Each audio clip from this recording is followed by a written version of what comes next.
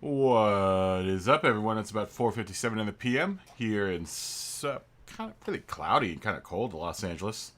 It's the 12th of April, 2021. And today, we don't find ourselves at the racetrack. Today, we find ourselves out in deep space. Deep space, that's right, deep space. Deep space. Like, really deep space. Well, not really deep space. I mean, I'm not that far out. I am 170 some odd jumps from home, and I wasn't going to broadcast this, but I figure I've added some stuff to my stream that I'm hoping will work. Like, I've got a new bot in my chat I'm hoping will work. It hasn't been working. I got it to work for a second and then it stopped working again. I'm hoping it'll work. Maybe because I'm in a public stream now, it'll work. Who knows? Who knows? That's gonna be part of the adventure tonight. But as far as the space adventure is concerned, it's going to be really iffy if we see any kind of adventure, because it's really just me making 178 jumps on the way home. We will probably run into, some cool planets, some cool systems. But I am all the way out here. I found myself all the way out here in the Sanguineous rim. I had this bright idea I was going to make this trip all the way out to here and then come back around and then do a round trip. I am in a Crate Mark II, which is a fine vessel. Fine vessel. No complaints about the vessel. It is the wrong type of vessel to take on a really long expedition, though. It's really woefully, it's got a really short jump range. Oh wait, you know what? I should change over to what I am talking about. There we go. World of Elite Dangerous. Anyhow, so as I was saying before, I am all the way out here in the Sanguineous rim.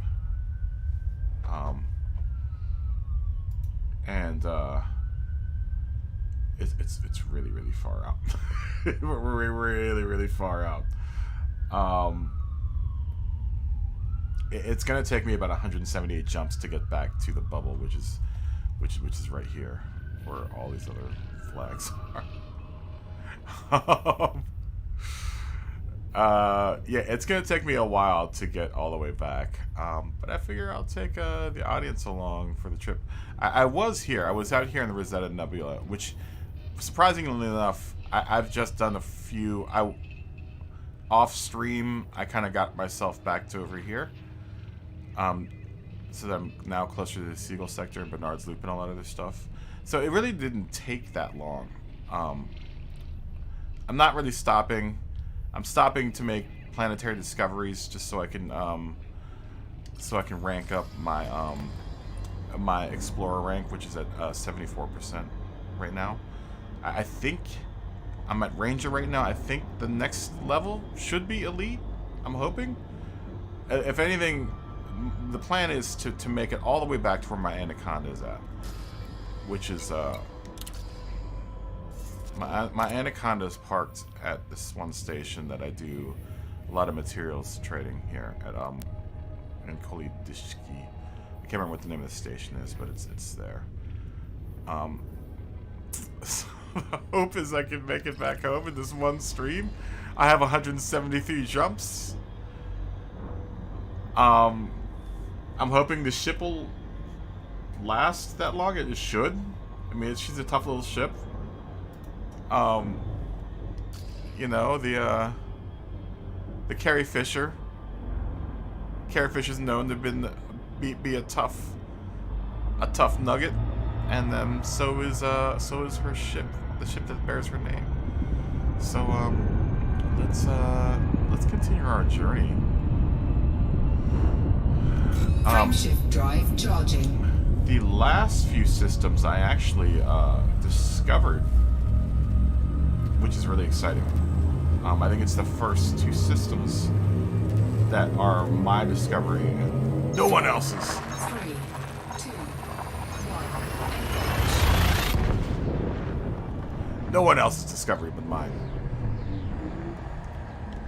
I have discovered these galaxies, and they are mine. Actually, it's not galaxies, solar systems. Either way, I discovered them. They're my discovery. They're going to say from now on, from here until eternity, Kaboom Operator discovered these galaxies, or these solar systems. System scan complete. It's like hearing that. Fuel scooping complete. It's like hearing that. At this point, I've done a lot of discovering on this trip. Frameshift drive charging. I've done a lot of discovering on this trip. Once we get back to the bubble, hopefully we can do it today. I'm hoping we can. 4, 3, 2. I promised a couple people that I would do some episodes on how to fly without flight assist. It's a lot easier. A lot easier than one would think. It takes a lot of skill. Don't get me wrong. But the concept behind it's very, very simple. And once you get your head around how the ship maneuvers in a flight assist off situation, it actually System gets. scan complete. It's actually pretty easy. Fuel scooping complete. It's nice. We're just moving along here. Moving right along.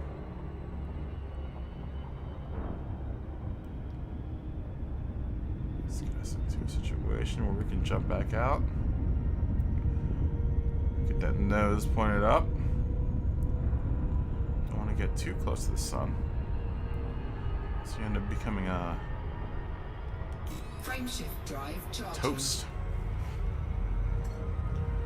For anyone that's tuning in for or for Gran Turismo content, we do want to do. I want to try to do an endurance race on Sunday.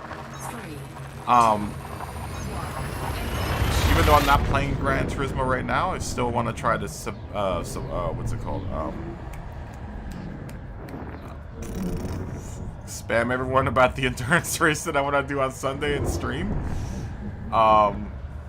If you want any information, either query me in the chat, because I'll have plenty of time to talk in the chat during this game, and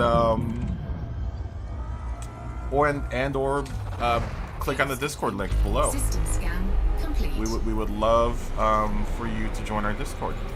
I would love for you to join our Fuel Discord. scooping complete. I think we've got a fun bunch of folks over there that love simulation games, and other things. You know, mostly it's kind of based on Gran Turismo, but I play other games, man. I play this game. I play Red Dead Redemption when I'm not pissed off at it, and I play other games other than Gran Turismo. Or if there's a game that you want me to play, I'll try to pick one up and play it in the off season. During the season, generally it's all about Gran Turismo. And what we have coming up next is a really long season. So, stream wise, I usually only do Gran Turismo content during the season, during the FIA season. And then in the off season, I do other things.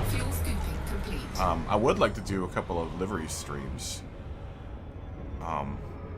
And it's been DJ or USGT Finesse actually brought up a good point. We should do a livery contest at some point.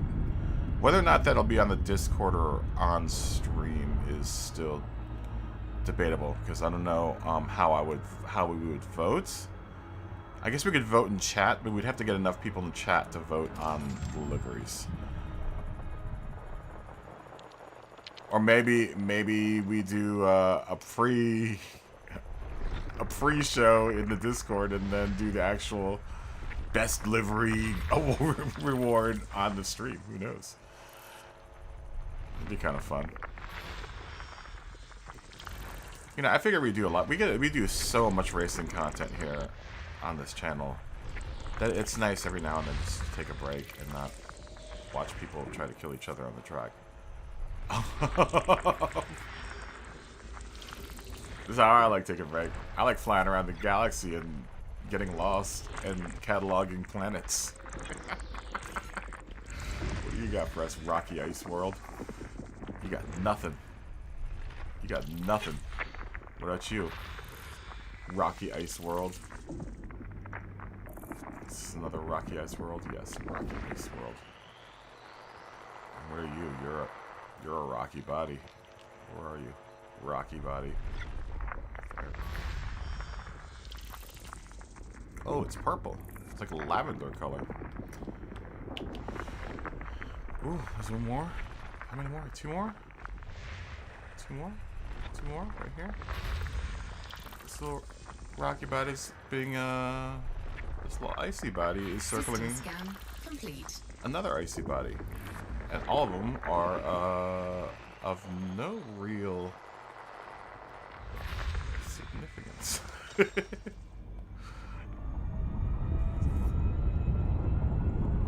Those two systems that I discovered myself will be big money. Frameshift drive charging. Those will be big money.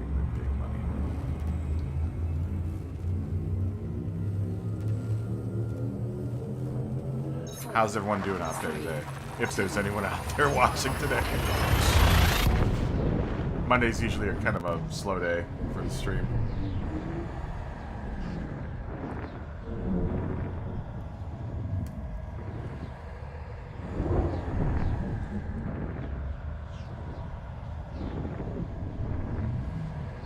I think my audience is probably half asleep by now.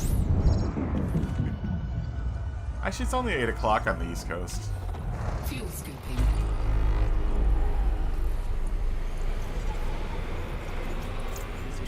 Fuel. Fuel scooping complete. Give me some of that tasty fuel. Give me your sunbeams, sun.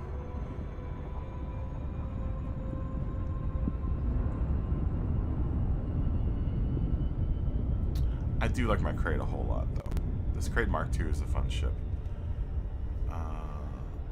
Frameshift drive charging.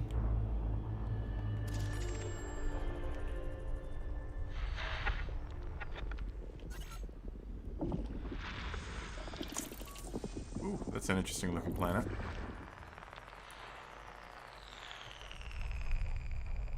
Or moon, or whatever you wanna. I mean, they're kind of just. I guess they're planets. I don't think it gives you. Does it give you size of the planet? I guess it does.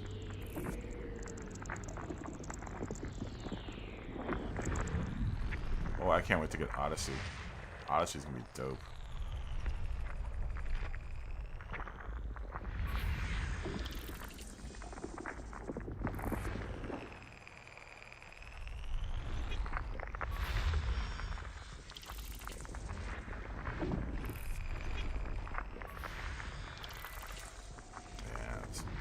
Insignificant spatial bodies. Space bodies. Or your other two tiny planets.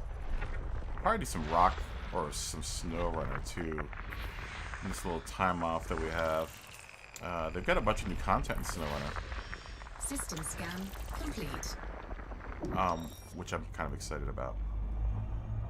Actually, I'm totally excited about. They're like a bunch of new maps. So we'll do a little Snow Runner too in the time off.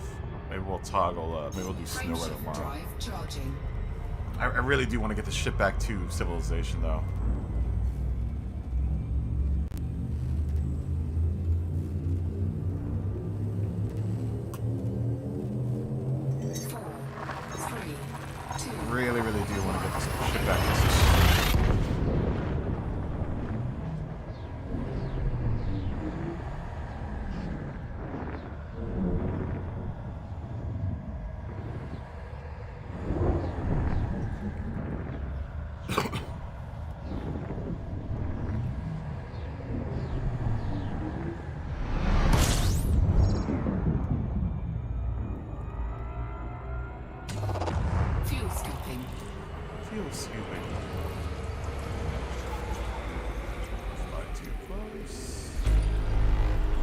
scooping complete. System scan complete. Give me your system scans. Frameshift outta here. drive charging.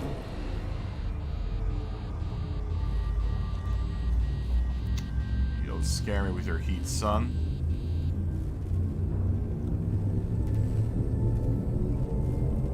Four, three, two, one. Boom. How many more jumps do we have? I hate looking at that jump, the jump meter, because I don't want to see how many jumps we have ahead of us. I'm sure it's like 168 at this point. I'm gonna try to do all of this as quick as possible. Fuel scooping. System scan complete. Fuel scooping complete. Frameshift drive As much as charging. I'd like to discover a large water body or a planet with life on it, I kind of don't, because I don't want to have to do the planetary scan. I just want to get home. 4, 3, Miss my anaconda. 1. Miss the Sigourney Reaper.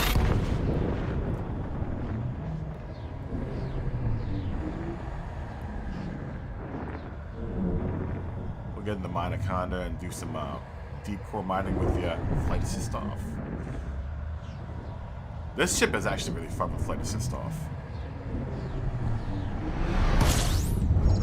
I would fly with flight assist off right now, but I don't want to risk it.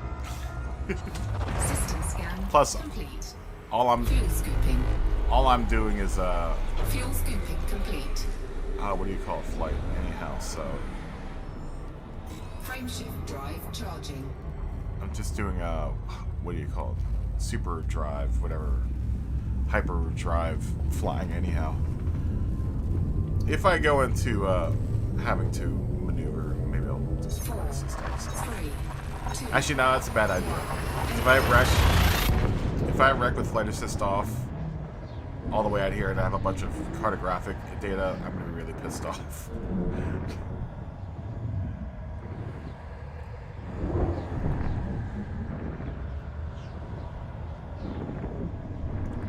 I'm really hoping that I get my elite status though by the time I get back to civilization.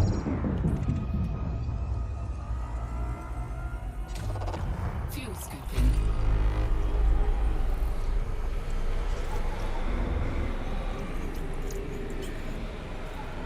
Fuel scooping complete. I would normally fly around these planets, but I'm also trying to conserve gas as best as possible. And when you do fly around the system, you end up burning some of your gas. I mean, I guess I could always go back to the sun and refuel before I jump. It just takes an awful lot of time, and I really just want to get home.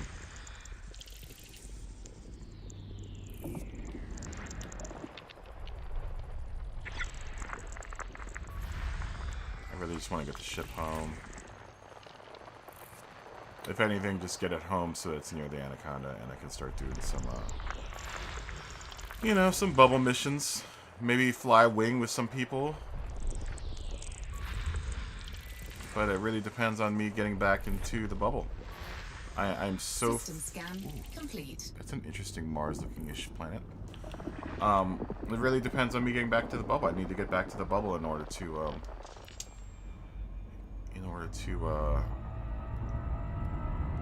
do anything, really.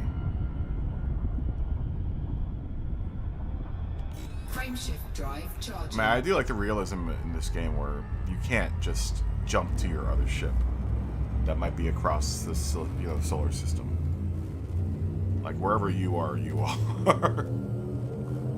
4, 3, 2, 1.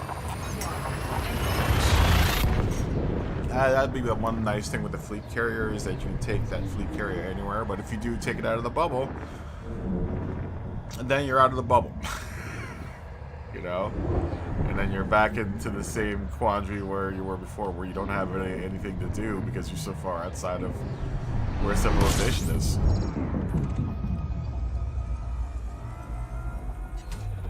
Fuel scooping. I guess that's one of the the big things of having a ship that can do really long jumps is it doesn't take you that. I mean, it still takes you some time to get way out here.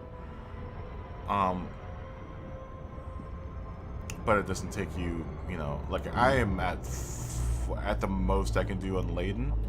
I think it's like 26 light years or something like that, which is really, really short. Like I want to be able to do like 40 light years per jump, and effectively double the jump range of my ship.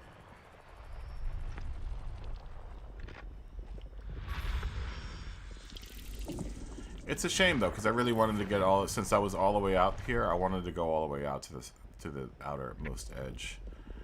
I'm just afraid that the ship just doesn't have the range for it. There's gonna be a point where these are really interesting looking planets, by the way. There is a point where I'm gonna get, once I get to some more sparsely populated part of the galaxy, out in the very edge rim, where this ship won't be able to go because its jump range is too short. So it won't be able to jump to its next star very quickly, or jump to its next star because it has less range.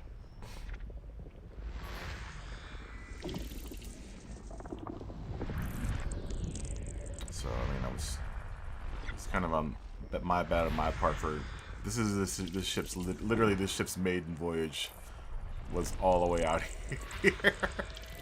Ooh, this is an interesting looking planet. These are all pretty. This is an interesting little system. They put some handsome planets here. Yeah, all these little yellow planets are all handsome looking. Not like I want to make any landfall on any of these planets. I guess it would be smart if I got out and did some prospecting with the rover. But once again, I really don't want to spend too much time on the way back. It would probably be smart engineering wise, because then when I got back, I wouldn't have to do any heavy engineer or heavy prospecting for my engineers. System scan complete. But there are ways to spam a bunch of that stuff, which not really fun. The days I have to spam stuff for engineering are the most boring days. Having to spam what's it called? Founder's Landing or whatever the hell it's called, that one space outpost on that planet. And then mining that anaconda that's busted up, and then mining or Dav's Hope, that's what it's called. It's Dav's Hope. There's another outpost where you can do data mining. Another outpost. There's an anaconda where you can get materials Fuel scooping. Fuel scooping complete. like minerals.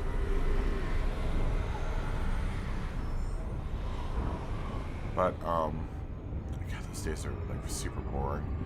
And not to mention, I've glitched out on a few of those. So now they've kind of got me scared. The last time I glitched out, I almost lost my whole account. That was just me being dumb, unlinking my Frontier account. Whatever you do, do not ever, ever, ever, ever, ever, ever unlink your Frontier accounts. By no means should you ever have to unlink your Frontier account, I would suggest that you take a picture of the splash screen with your ship on it in the very beginning, and take note of the number, because that is the number. There's a number that's in the lower left-hand corner, and that's your account number. And as long as you have that, and you have a detailed summary of the event that caused you to be locked out, or they can always try to recover it. Frontier's really good about it. They were really quick about mine. It only took them like a day, not even a day, to get back to me. So good on Frontier, FDev.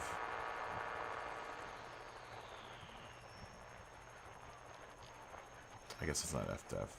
I just wanted to say FDev because all the fancy, really dangerous streamers say FDev all the time. FDev. Yo, Finesse, what's up, man? This is Elite Dangerous. This is a game actually Turismo has, and I promised him I'd play a couple of, do a couple streams on it because he's got it, and he needs some help. This game is dope, man. This is what I play in like the off season. It's just nice and chill. It's super laid back. I just fly around in my spaceship. Normally there's a lot more action, but I'm long story short, I took this ship on a really long exploration trip that it shouldn't have gone on, and now I'm trying to get back home. Yeah, this game is dope. If you like space games or spaceship simulation games, or I would even say like flying games, it's a really cool like mix of like a role-playing game and a simulator, and soon it'll be a first-person shooter.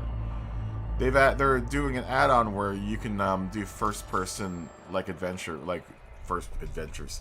That sounds terrible. It sounds like it's an Atari game. First-person missions where you'll be able to shoot people and run around and see. Right now, at this point, you can't. You can get out of your ship and drive around in a car, but you can't actually get out and walk around. But that will change later on this year, once the new update comes out.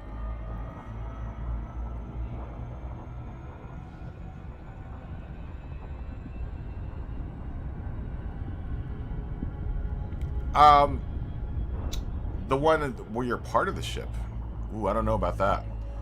I don't know what game that is. Now this game's like you're a captain of your ship. Like this is I'll pop out and show you my ship. I'm actually really proud of my ship. It's called the Carrie.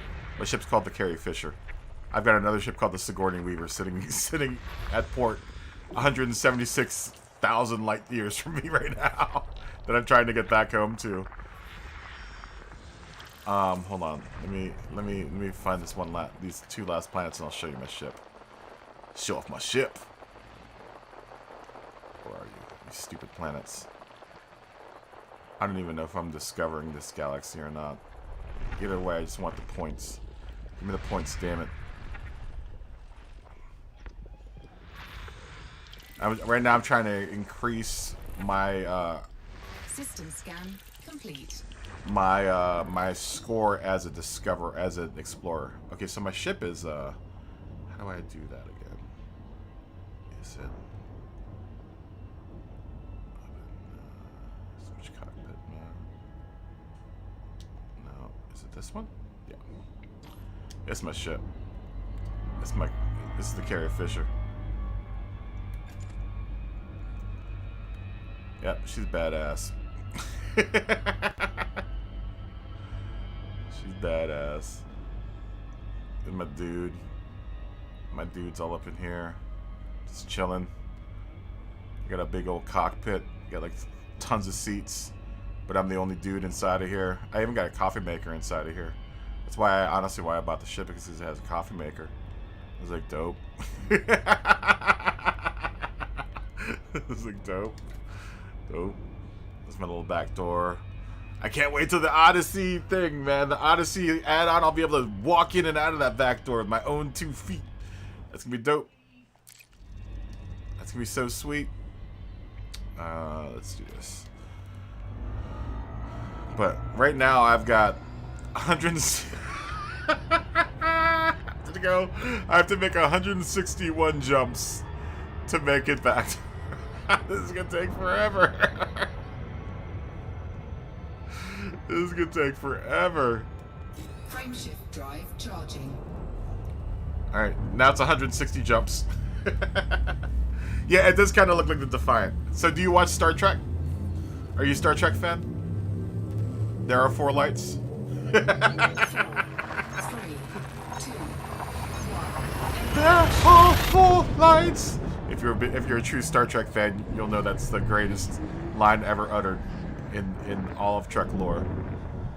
Next to God.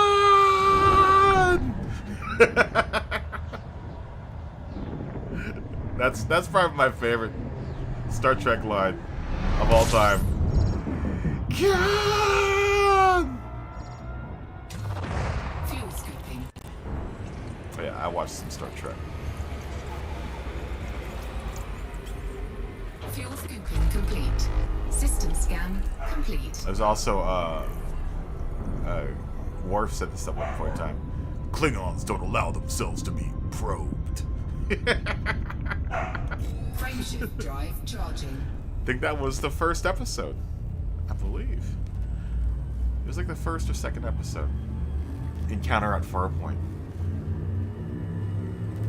Yeah, I love spaceships. 4, 3, In this game, oddly enough, dude, if you're a Star Trek fan, you need to have this game because it's like flying around in a shuttlecraft. A shuttlecraft slash small-sized spaceship. You know, like them dudes that would, you know, the people in the Enterprise would run around every now and then, run into, you know, a crew on a small ship. This would be one of them little small ships, right? fuel scooping. System scan complete. You know, dudes would be all dressed like renegades, like, oh yeah, Fuel scooping complete. we got this piddly little ship versus your, you know, Galaxy class starship. Which, you know, to some degree that happens, right? Frameshift drive charging. Like the ships that you fly are small, but then there are the things that, like, you have the Galactic Army and stuff that have these huge, gigantic ships, and those would be like the Enterprise, you know, type ships. 4, 3. This ship actually I can launch another small ship out of. I have a bay, or I had a bay to launch another ship out of, but I turned it into a tourist cabin for some unknown reason. I thought this ship is like literally set up to blow stuff up, and for some reason or another, I thought it would be a good like passenger ship. Fuel scooping.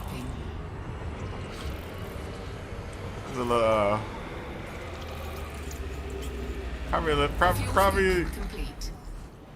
probably a dumb idea. Yeah, it's a ship that's set up for combat that has tourism functions that I've taken on a deep space exploration. So this ship is super confused right now. Like, it should not be doing what I'm making it do. By nature, the ship should be blowing other ships apart, which it does very well, by the way. This ship is a pretty... Once I have my fangs out, it's a pretty formidable fighter.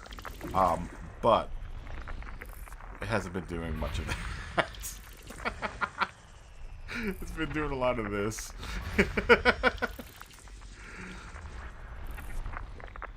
They make a sister ship, which is actually set for exploration, which is what I'm going to go back and buy. And I'll come out and do an exploration again at some point in time.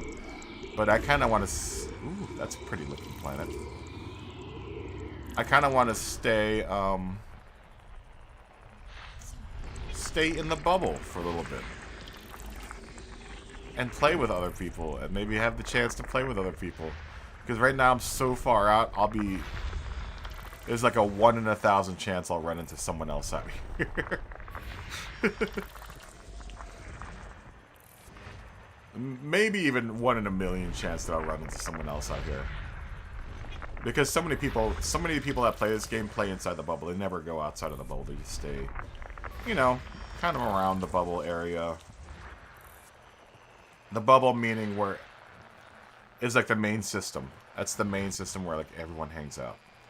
And where all the objectives are and all of the team or all of the community events are all there, and you know, it's the hub of life in Elite Dangerous. I guess it's the best way to put it. But on this little journey, it's actually really surprised me. There are people that have set up camp out here, which is kind of cool. I don't know what they do the whole time out here. Because there really isn't much you can do. I mean, there is exploration. You can explore out here. System scan complete. But, what is all this? Oh, asteroid clusters. Well, I want to scan the asteroids, too. There we go. Can't forget them asteroids, man.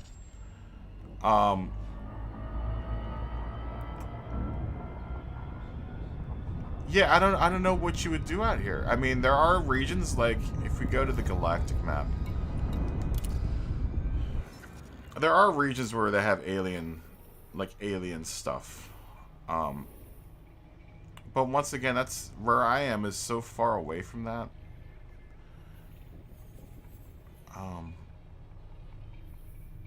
I'm so far away from it. That all of that's over here.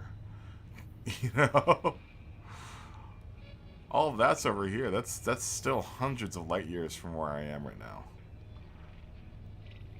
I am all the way out there. I was, before I started coming back, I was right here. And I was trying to make my way all the way out here. It's just my ship's not set up for that.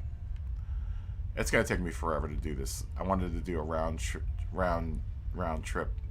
because there are some nebulas out here I wanted to visit. There are a bunch of nebulas here that I wanted to visit, and then I would make my trip back to here. Eventually, I'm gonna make my trip all the way over here. Like, I want to go through Sagittae, which I guess is the rite of passage for Elite Dangerous pilots, to go through Sagittarius A. And mind you, I don't know if you still watch Finesse, that every little dot that is on this map, I could pretty much go to. Any of those dots there, I can go to. Any of them. There are some that have been blocked off for development and programming purposes. Like, to get out here, I had to take this weird path because, like, somewhere in this area, this region here, it's all illegal to fly through. So I had to make this really crazy route to get all the way out to where I'm at right now. Alright, let's continue with 158 shots. Drive charging. Holy Christ.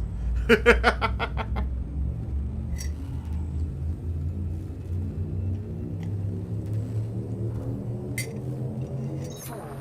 3, 2, 1. Klingons don't allow themselves to be probed.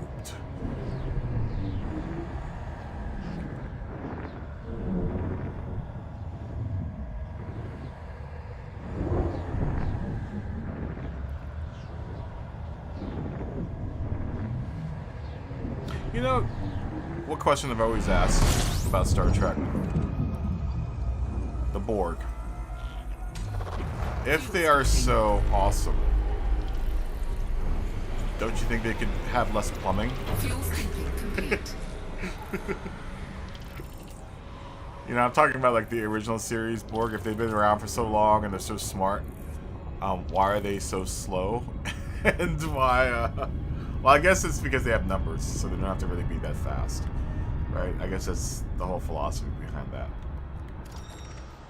But you would think at some point they would have thought, like, hey, you know, maybe less is more. Maybe we shouldn't have all the hoses on our faces and... Always wondered that. That's just it's weird. This is going to be a big system. 4 of 26, man.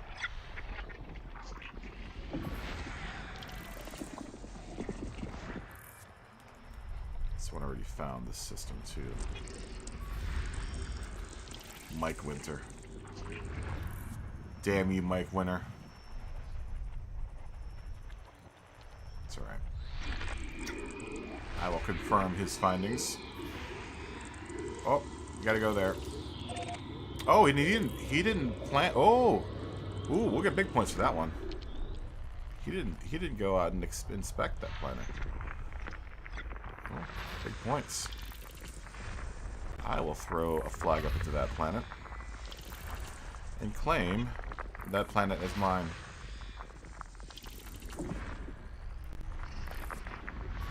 All your planets with life are mine, Mike Winter.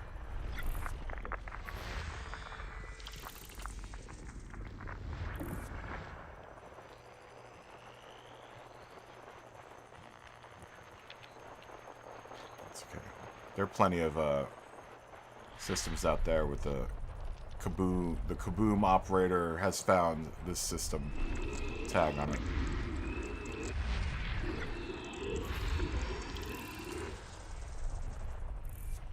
Being a good guy, though, I only discovered the systems. I didn't go tag any of the planets. Left some planets open for people to, you know, make some bonus points of their own. Can't be hogging all the bonus planet points out there.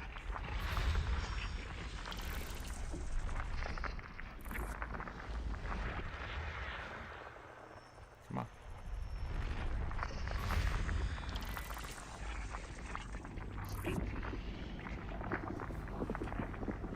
I should drop down on one of these planets and do some discovering, but I just don't feel like it.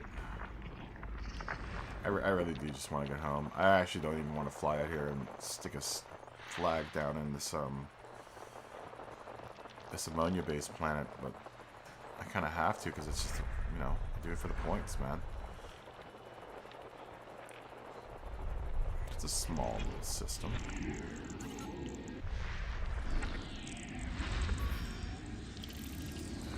Where are all your moons?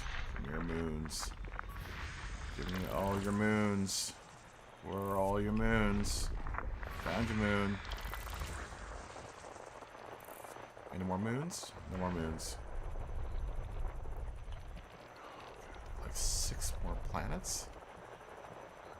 7 more planets? What? Come on, really? Where are these 7 planets?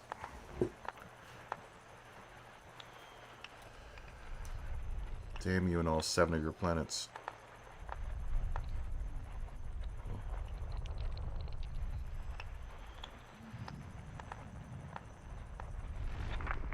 They gotta be here then. Yeah. There's that one. Crappy little moons.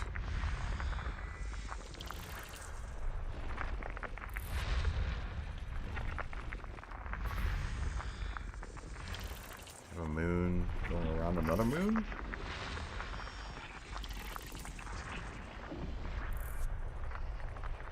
Weird. It's a moon with a moon. You see that often in this game. Let's see what your makeup is.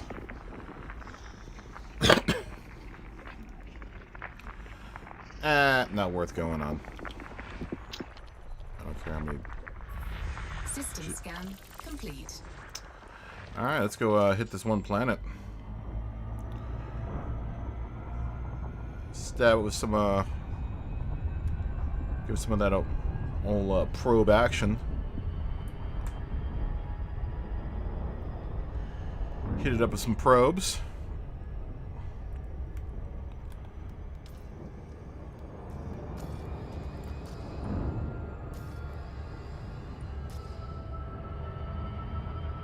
I do like the cockpit in this ship. The one thing I really like about the ship versus the Anaconda is it fits through the mail slot on space stations so easily. Look at this. I think this might be one of the flattest ships out there. Oh, look at you, Scott. Damn, my bots aren't working, man. I'm really pissed. I added a bunch of chat bots to my, or a chat bot to my stream, and it's not working at all. And I had actually a special thing just for you, Scott, programmed into the bot.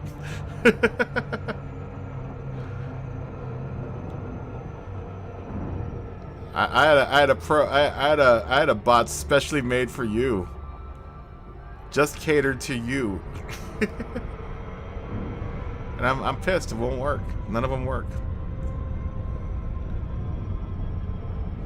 That's Streamlabs stuff. None of my Streamlabs stuff works.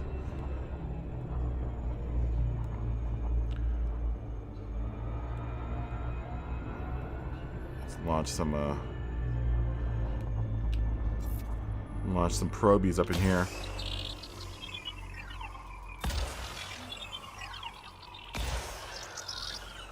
How many probes need to be? 21? I could do it in 19. Give me your probe challenge.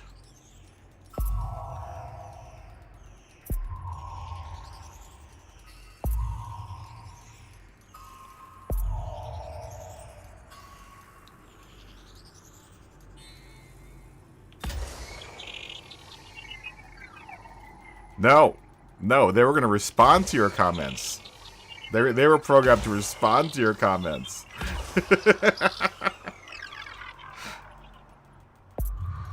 But they're not working. They haven't worked the whole stream. They were supposed to be doing other things too, but I don't know what. Surface scanned by 50%. Uh-oh. Mikey the Fist is requesting voice comms. I don't have... Connected. Mikey! Oh, you can't hear me. I don't have, Dude, my thing doesn't work.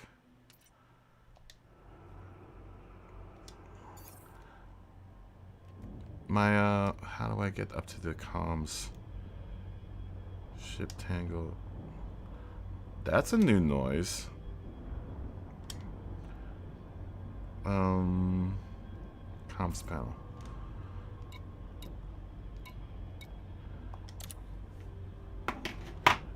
My mic is broke.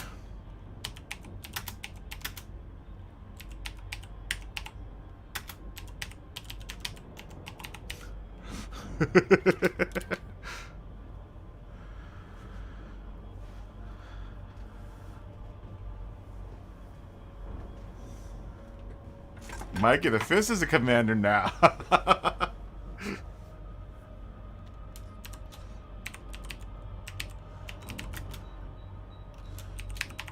All right, all the cool kids are playing my Elite Dangerous now.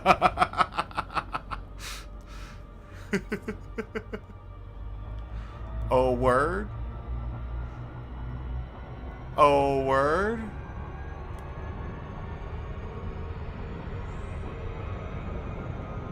I gotta ask him where in the galaxy he is, because I want to rendezvous and fly some dorky wing missions.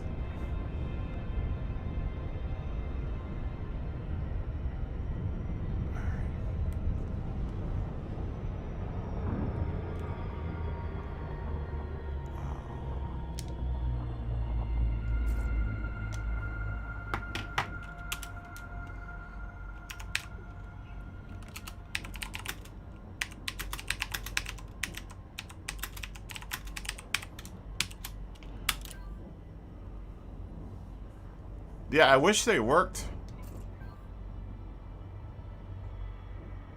Elysian Shore. Oh wow, you're way far away.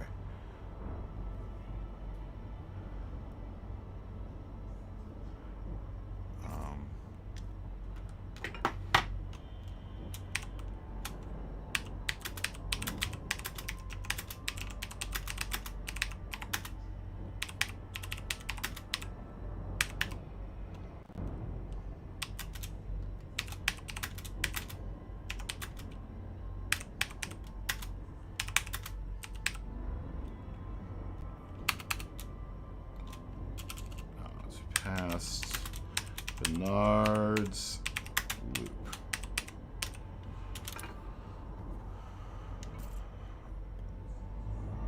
This is exciting. Yeah, it would have been cool if it worked. I'm going to try to get them to work, Scott. They would have been your little bot buddy to talk to and abuse.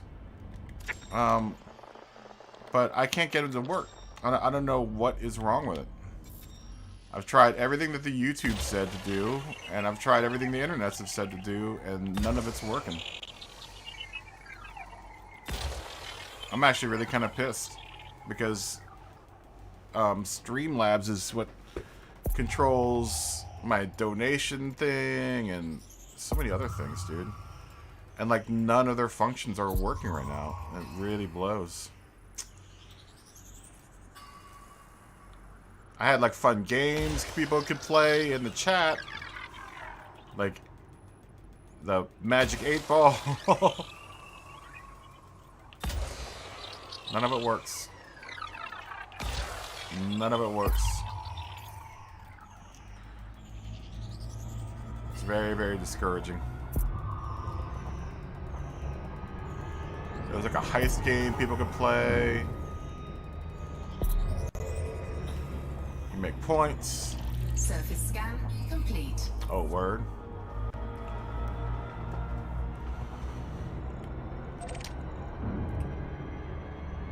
Yeah, I'm really kind of irked.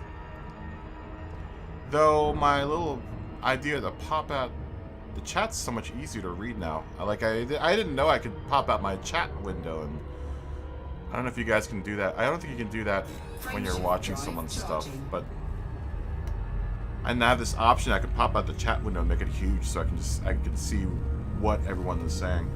Because sometimes I have to look down. You know, I have to look in a weird spot to see what the chat's saying. But with a little pop-out window, I can put it where I want it, and I can see everything. And I can see all of your little wanker things, your cute little wanker emojis.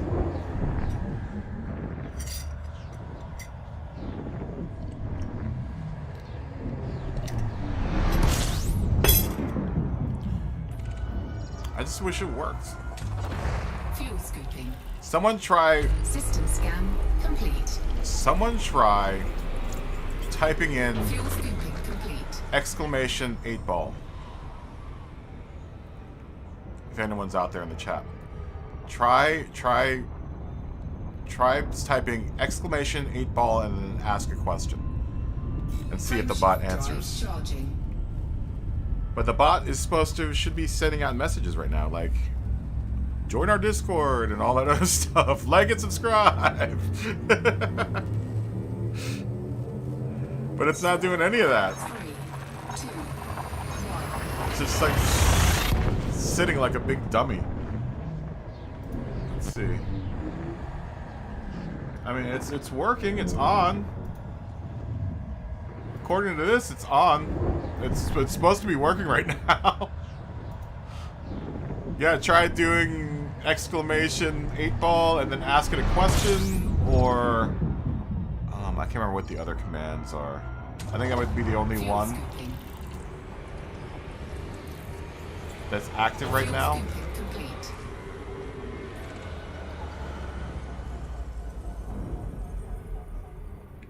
System scan complete.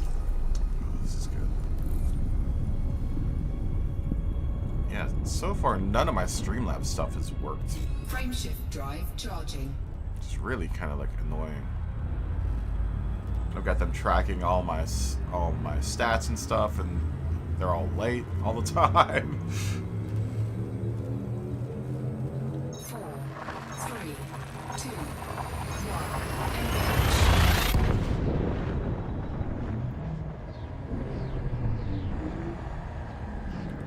I think it might just be YouTube.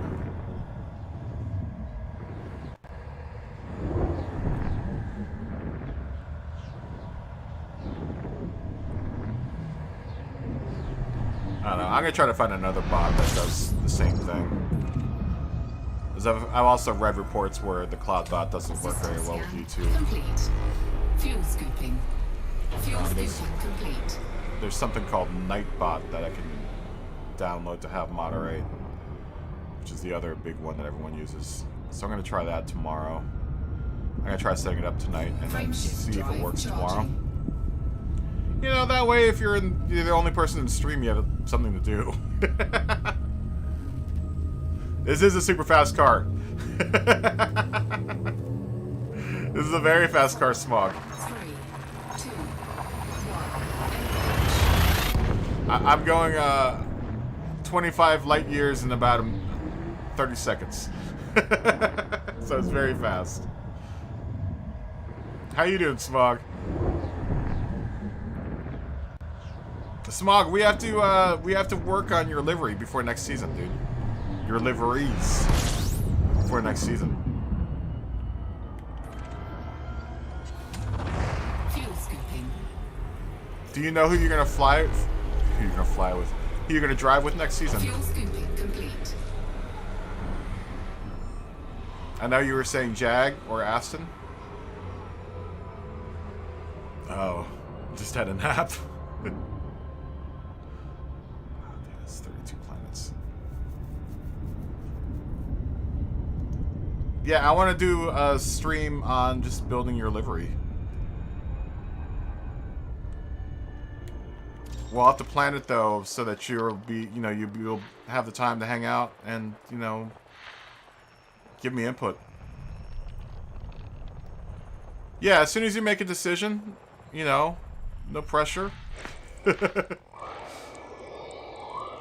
But it would be cool if we can do it on stream, so you could watch it, come together live. We could put it together. That way it'd be easier for me to make adjustments on the fly.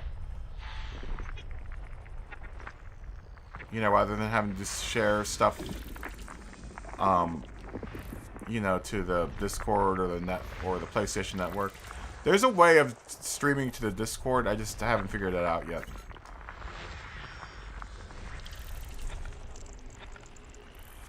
I mean, technically as a Patreon member, I could actually send a personal stream, live stream to the Patreon that only Patreon members will be able to watch.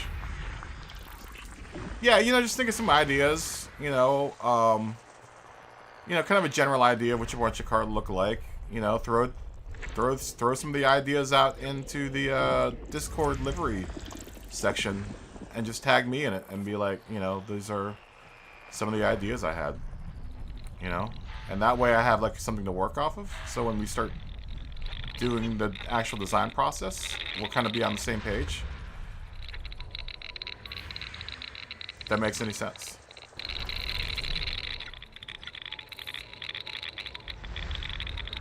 I'm sure you do some of your stonework that way, where people give you the ideas and give you some idea of what they want something to look like, and then you execute with extreme prejudice. What's going on, Superior? Execute with supreme prejudice. Extreme prejudice.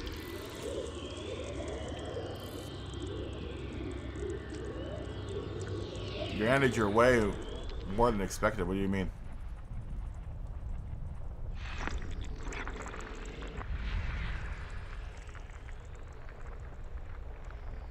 Yeah, totally. Yeah, we're gonna make a little inspiration board.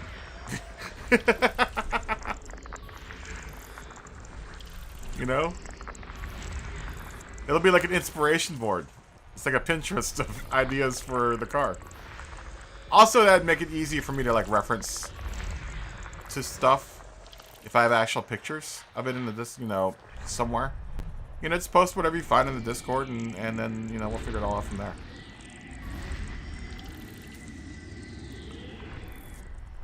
No, I'm down with that, dude. I'm down with the organic design process, dude. I like the idea of doing the organic design process.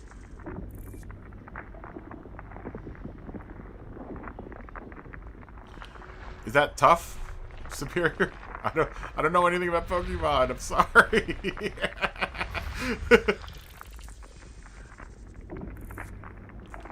Yeah, totally.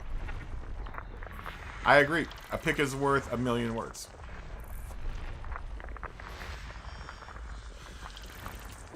Actually, that even more than 1,000,000. It's infinite amount of words. Perfect. It really depends on who's looking at it.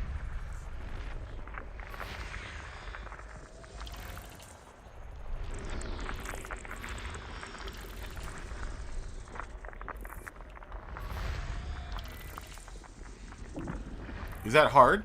What you just did, Superior? I have no idea because I don't know anything about Pokemon.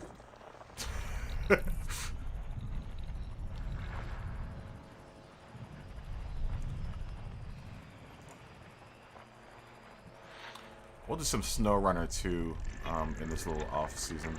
I really don't know how long we're gonna have. I think we're gonna have way less time than we thought we were gonna have because what the season starts on the 27th or 22nd. That means that we'll probably at least get to doing practice a week before that. We might not even be able to do the endurance race on the weekend, man. The more I think about it. We might have to go straight into practice lobbies here pretty soon. As here I'm looking at now, it's the 12th. The season starts on the 22nd. Yeah, that doesn't give us much time. I think by next Monday we'll be back in the world of Gran Turismo, honestly. Damn it. It sucks. I really wanted to get more video gaming done in between then and there.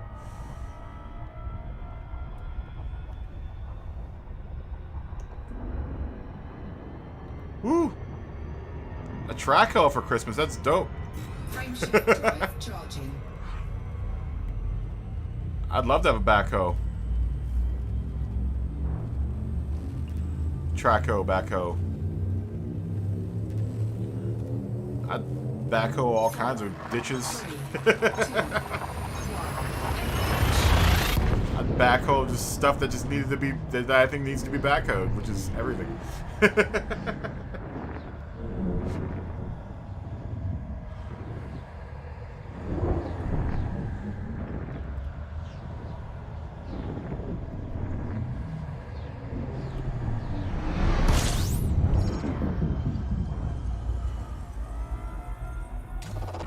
Fuel scooping. 24 bodies, man. Really? Fuel scooping complete. Hey, a backhoe's a backhoe. Small or big. Alright, Smog. Take it easy, man.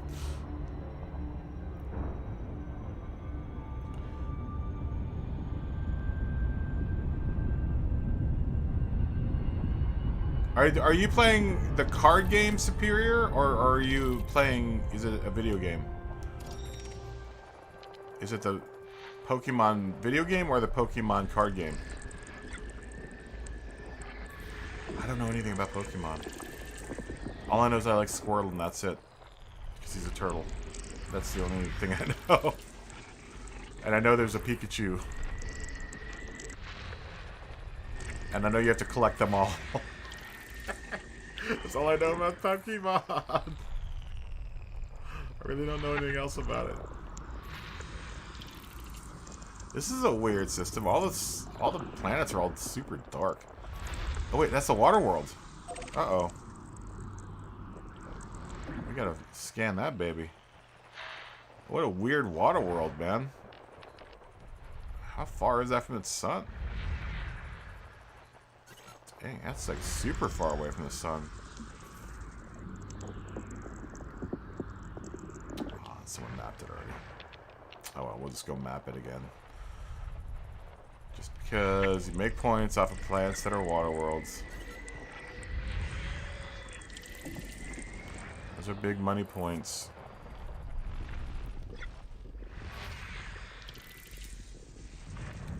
Supposedly, according to Elite Dangerous lore, you're not supposed to, like, doing exploration's bad because supposedly these maps make it back to the Empire, and then the Empire in the game tries to make claim on these worlds. I'm not sure if that game system works just yet. That's what I've heard. Is that if you know, the more exploration you do and the more of these water worlds that you find, you're not supposed to, like, I don't know. That's what I heard. Like, there's some nefarious reason why it's bad to report back the planets that you find.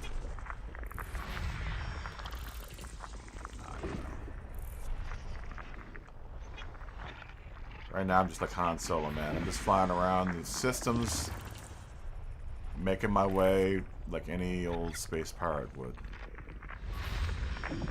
Doing my thing, staying out of other people's hair. And if it comes down to it, I bring the blasters out and blow them away.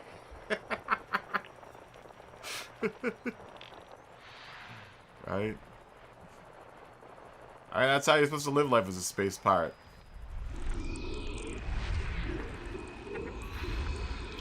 Stay out of the way, lay low, maybe do some shady dealings here and there. I've had a couple of those, but I'm on the mend, man. I'm doing some exploration. I'm doing space mining. I've learned from my space pirate ways. Sometimes you got to make a legitimate buck.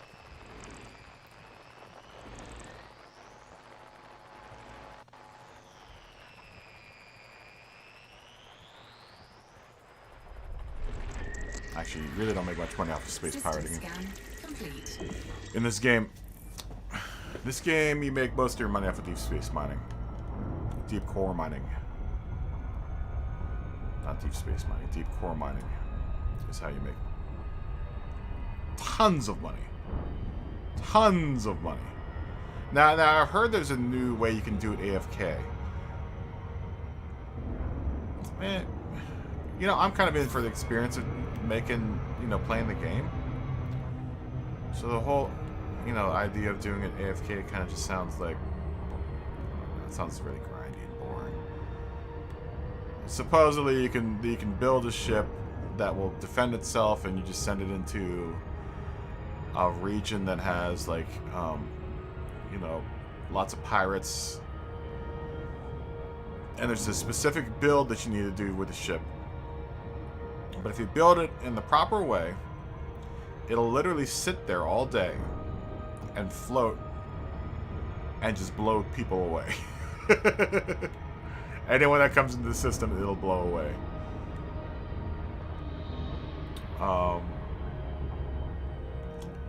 In a way, it kind of sounds cool, but in another way, it's kind of cheesy. It's a little bit cheesy. Not that I enjoy spending hours deep core mining. I mean, I do appreciate it a lot more afterwards, let's put it that way. But during it, it can get kind of boring. One of the reasons why I started flying with flight assist off when I do mining is because it adds the element of danger back into it. Because with flight assist on, everything is all, like, assisted. Your ship kind of flies itself. To a certain degree. It's, you're still giving it inputs and stuff, but you're not, like... Oh, come on. Can you not? Are you too far away? What are you talking about? Where are all my probies?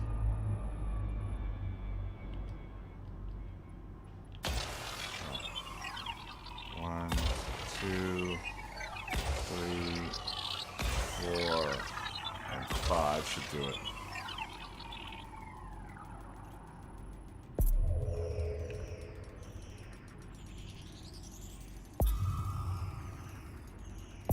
But I do like a good... Surface scanned by 50%. get 100% on this. Surface scan complete. Oh, word.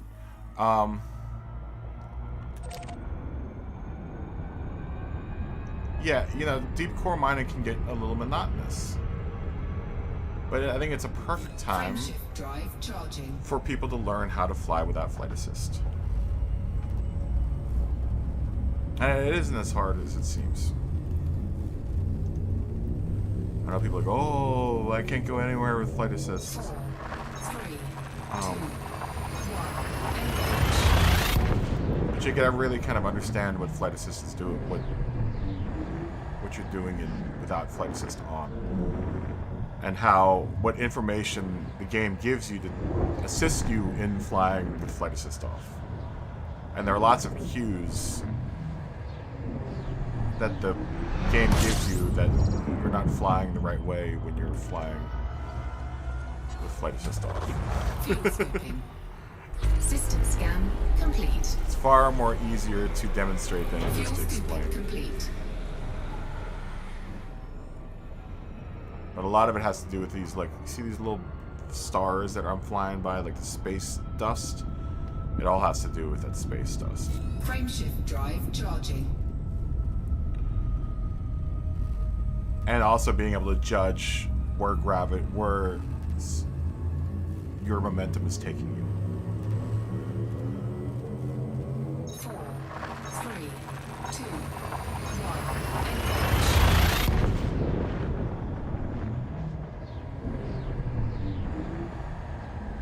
And I now do deep core mining, half with space, mostly with flight assist off, and then when I get to an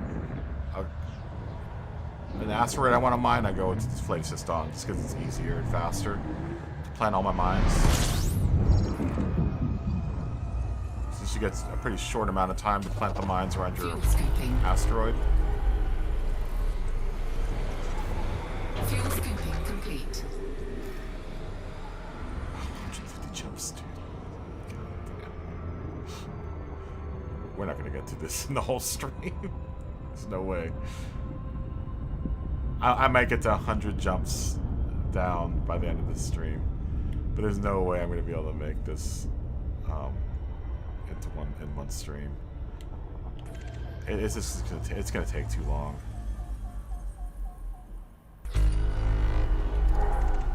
Especially since I'm scanning for planets. Just because I need the points. Oh, sweet. Sweet. Sweet. Is this a system that I'm... Yeah, this looks like a system that I will discover. This will be a Kaboom operator system. Yep. Looking like it. Looking like it. Big money system for me. Cha-ching. Even though there's not much of anything to really speak of in this system, I will get credit for being the first one to discover it. Cha-ching. Yep. System scan complete.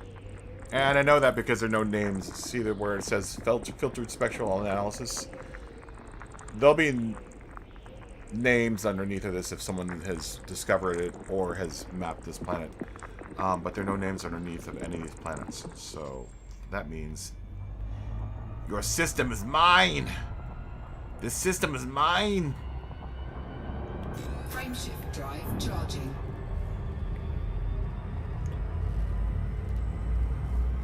System 149. Maybe there'll be a bunch of like really small systems that we don't have to scan. 4, I'm hoping there are. 3, 2, 1. I really would like to get back home.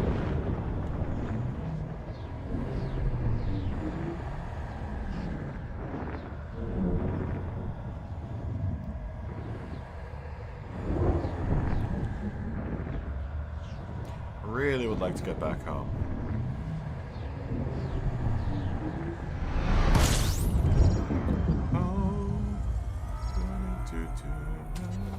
Fuel scooping. Fuel scooping complete.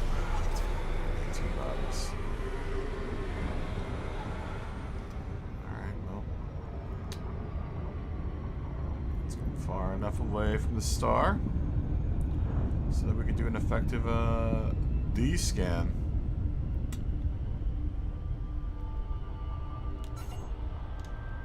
Let's throttle down, dude. Chill out, ship. Chill out, Carrie Fisher. What's this? What are you? Just another system that I will... Damn it. Ezra Mavore. V8 Calais.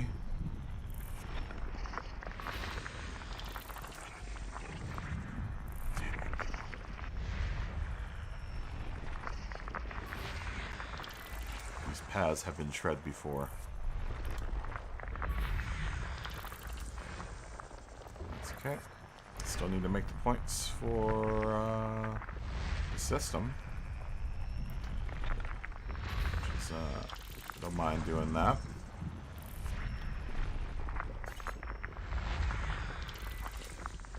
I need to upgrade these scanners so that they scan everything, so I don't have to do this the whole time.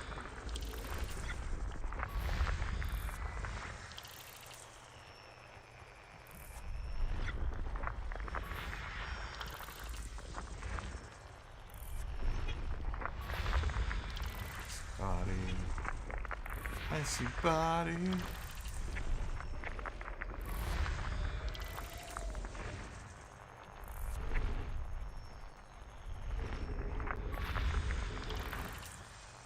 It's an icy body.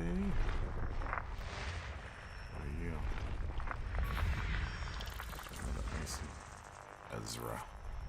Ezra. System scan complete. Damn you, Ezra. That's right. Frameshift drive charging. I can't be the only one discovering the galaxy. Many more have come before me. And many more will come after me. 4, 3, 2, 1.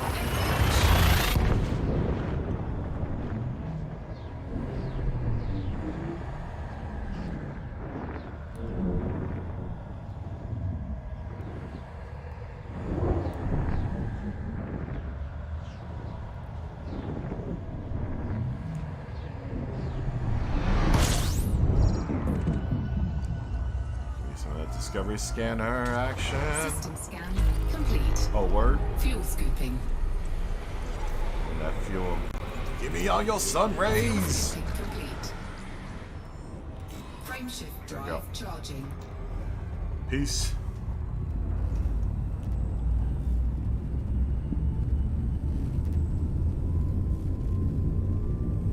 Give me all your sun rays. 4, 3, 2, 1.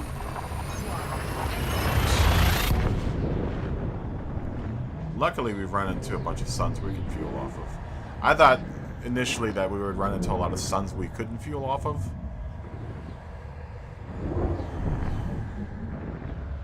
Which is always a drag. But luckily I have this ginormous fuel scoop on top of my ship. Fuel scooping. System scan complete. Fuel scooping complete. Frameshift drive charging.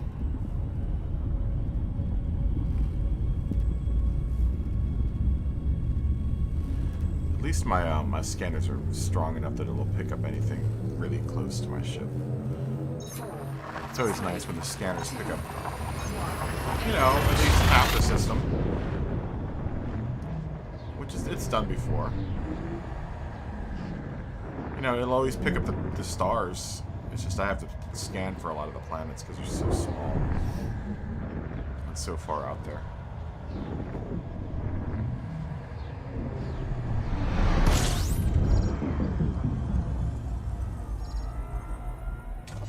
System scan complete.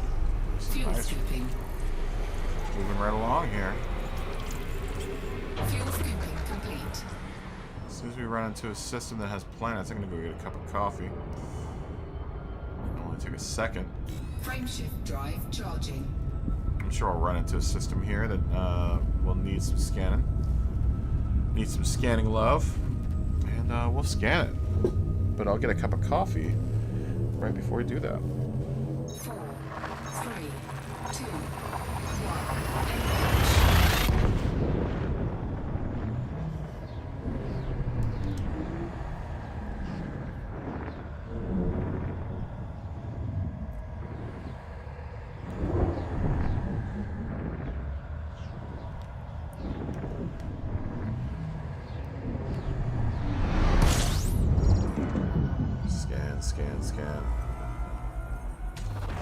Fuel scooping. Scoopula fuel. Fuel scooping complete. I'm gonna let the ship fly out here. Get some distance from the star so I can make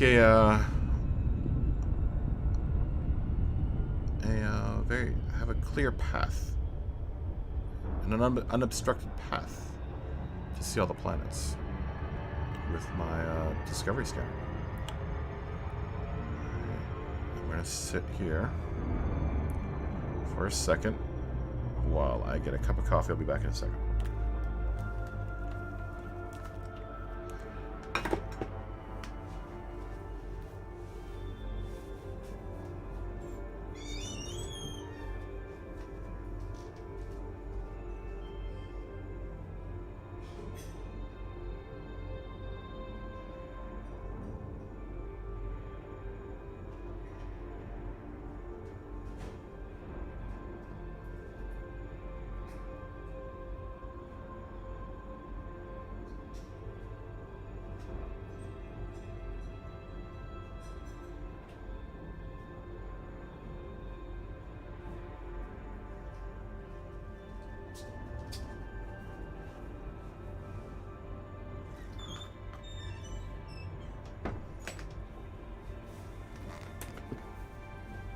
All right.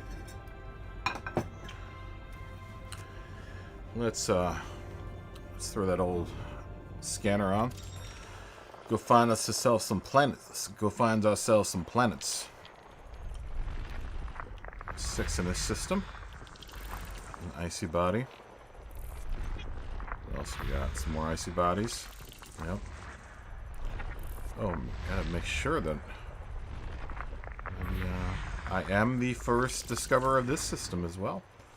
It looks like. Yep. This is another system that I will find.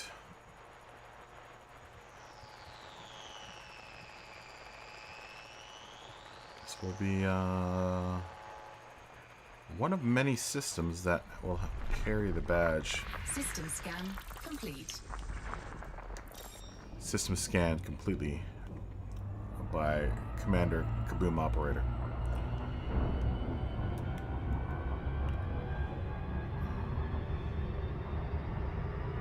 Frameshift drive charging.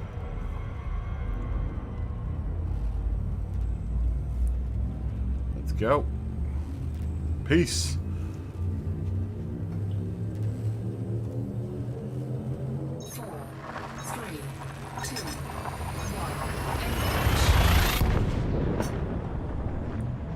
Peace.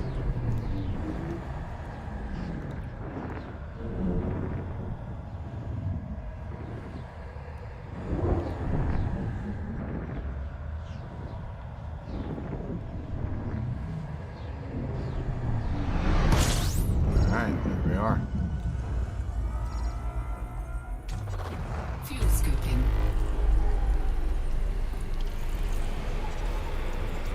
Fuel scooping complete. Oh man. How many did we find? We only found 2 of them? So there's gotta be one tiny little planet here. One, oh, I see it. I see it. Wait. Oh yeah, that is it. Can I just fly by it? Nope, because it's... Frameshift No. drive charging. It's a million miles out there. Alright, we'll do it the hard way. System scan complete. On this one lonely planet. Alright.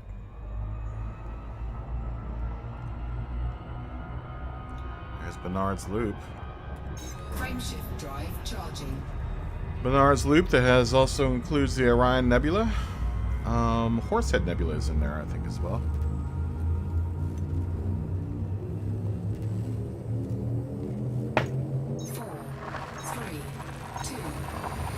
We are still a ways away from all that. I would say about 50 to 60 light years away from all of that action. I would assume that we're going to fly by it. Well, we've already flown through it, so there's no reason to do it again.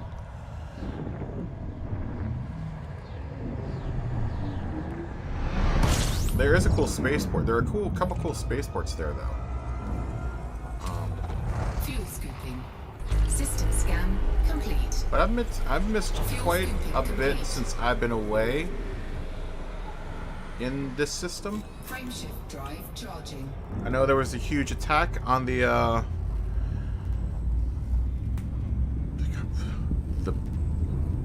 known galaxy, I guess. There's no Empire or Rebellion, but I know there was a huge alien attack against the Earthling, the humanoids, should I say? And that was like a big community event, and I missed it. Totally missed it because I was probably racing around Interlagos at the time. No, that was during Dragon's Tail, I think, when all that happened.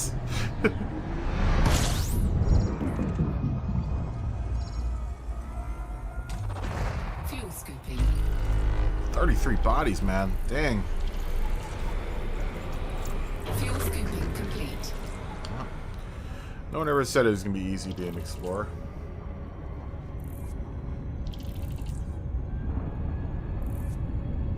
We don't do things because they're easy. We do things because they're hard. Well, might as well get on to doing this.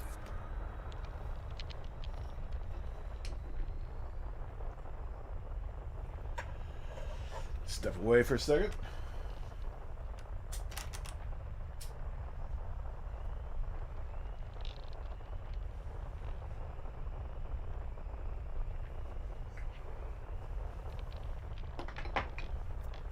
Alright. Let's do some finding of icy bodies, which is going to be the majority of these planets. Looks like we've got some gas giants in the fray. But mostly it's going to be icy bodies. That's right, icy bodies. I bet you a lot of them are around a big gas giant, so maybe we should look at the gas giant first. And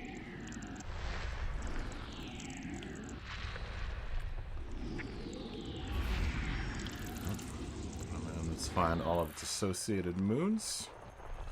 I'd imagine maybe there are several gas giants in the system, the way that it's comprised.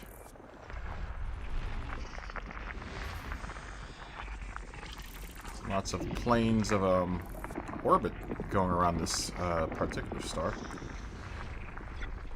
That might actually be a fun planet to kind of fly around.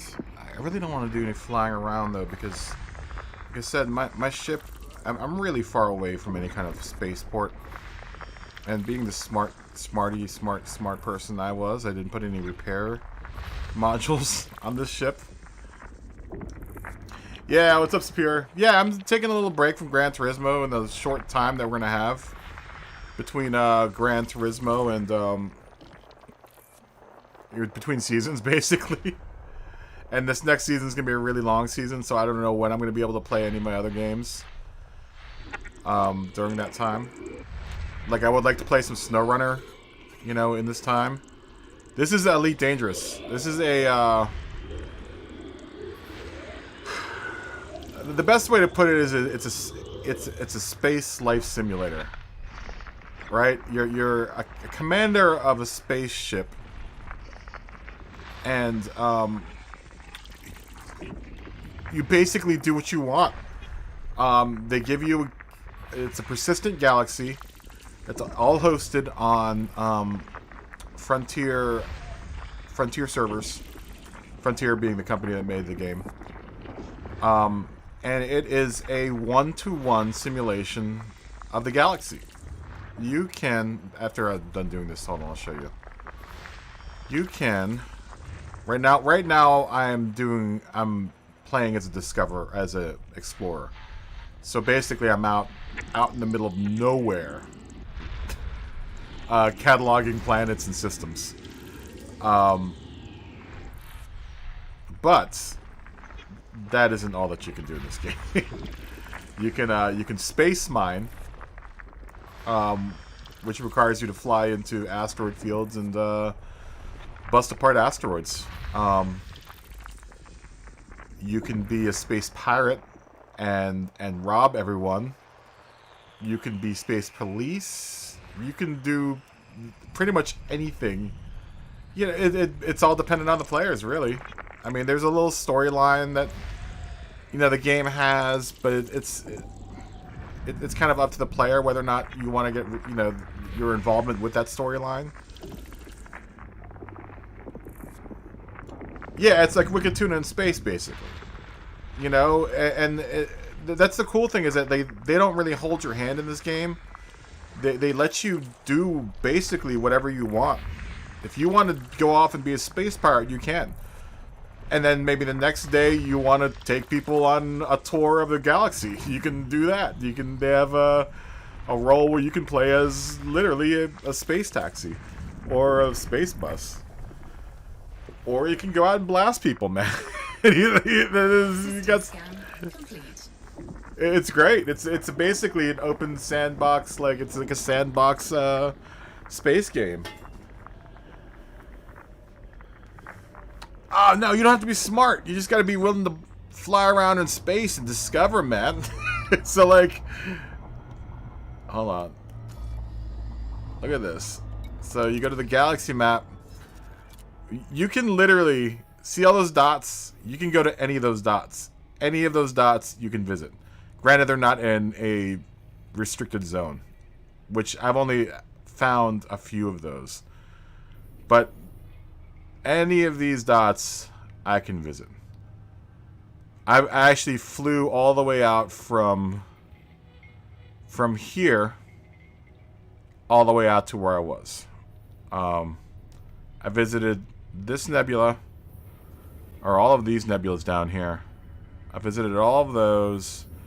I went all the way the hell out to all the way over here, which is like 2,000, 3,000 light years away from my home base, my quote-unquote home base. Now, that's just that part of the galaxy. You can also do any of this stuff. You know, you got tons of systems in here. I mean, it's like, it's an endless game, basically. I want to eventually go up into here. TMKR77's gone up in here. He's one of the drivers in the practice lobby. He drives an Intenza. But he's heavy into this game. He got way into this game, man. I think he might actually play this game more than he plays Gran Turismo now. And, you know, you can build your ship. You can build your ship out to whatever you want to spec it out to.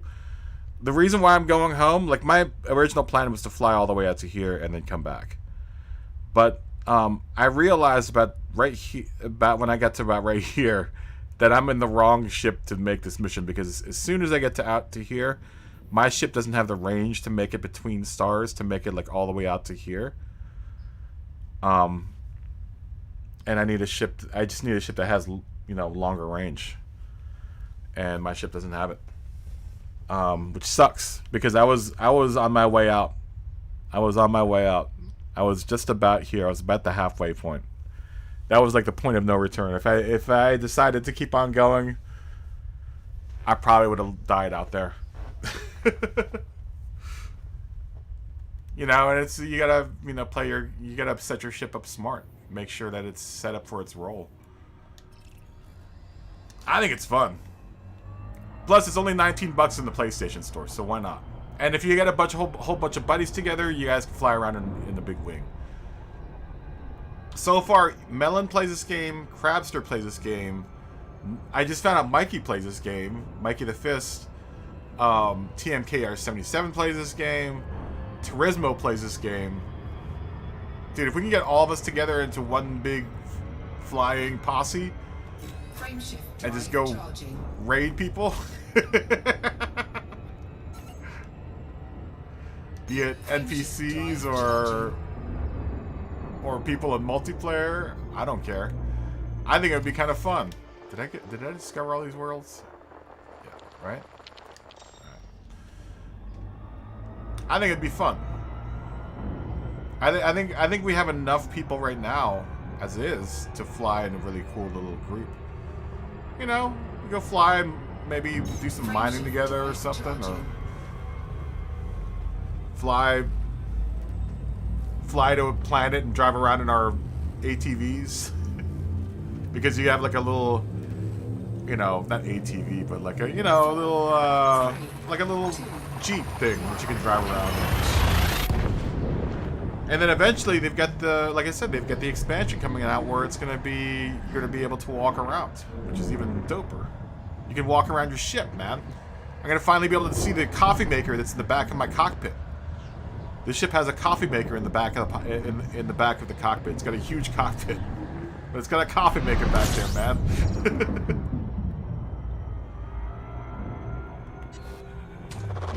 Fuel scooping. It's part of the reason why I bought the ship. I'm pretty sure it's this ship. System scan complete. I'm pretty sure it's this ship. Fuel scoop disengaged. Yeah, but the old Carrie Fisher here, man, has gone through some, we've had some adventures on her maiden voyage. Charging. Really, really the wrong ship to take out on this trip. Oh, that was just me coming fresh off the lot with this ship going, I'm gonna go all over the place with this thing. 3, 2, Well, I did.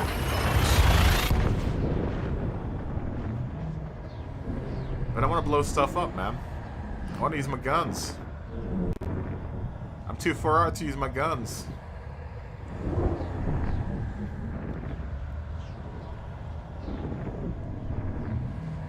I mean, that's not true. I could go to one of the nebulas. The Bernard's Loop Nebula has got a bunch of spots where I can go do some battle. fuel scooping. System scan complete. Even if I still want to be back in the bubble. I want to be next to my other ship. Fuel scooping complete. I want to be able to use my other ship. My, the Sigourney Weaver.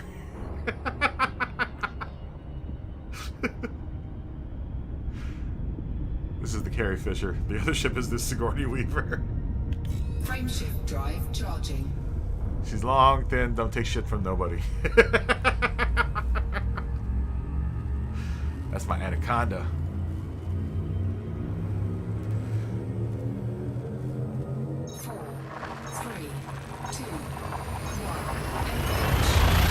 Actually, it's more set up for mining. It'll mine, but it'll also blow your ass out of the sky. Let's put it that way.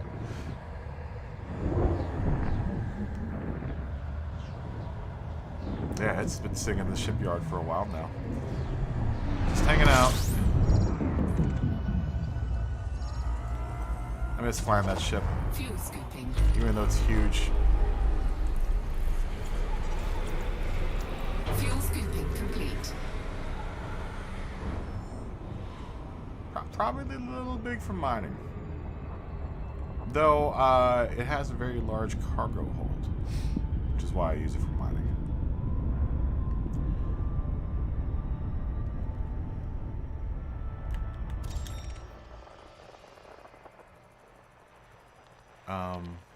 But it's a great ship to mine in.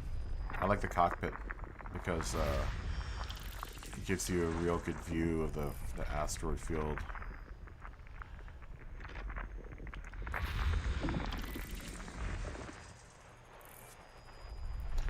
It's this SnowRunner in space, basically, is what this game is. SnowRunner has a little bit more of a point, though, to it, right? There is like a storyline that you need to follow along, and I mean, that's what we used to call it back in the day, space trucking. Honestly, what you're kind of doing is space trucking. Think about it.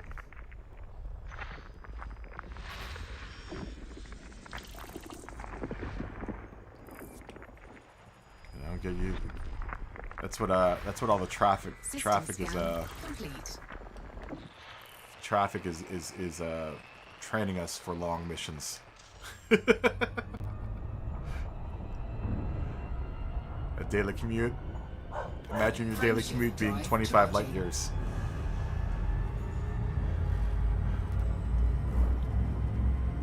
Actually, my daily commute today is going to be more than 25 light years. It's going to be like 100 light years or 200 light years. 4, 3, 2, 1. I mean, depending on how far we get. I would like to try to get most of the way back. I don't know. We'll see how long we can last.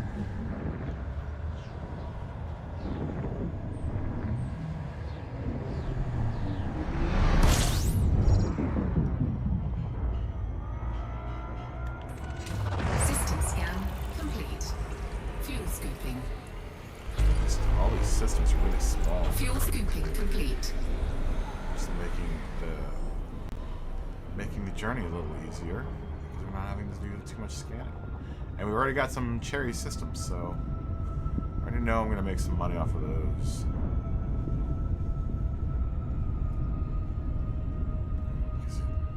Frame shift drive Even in space,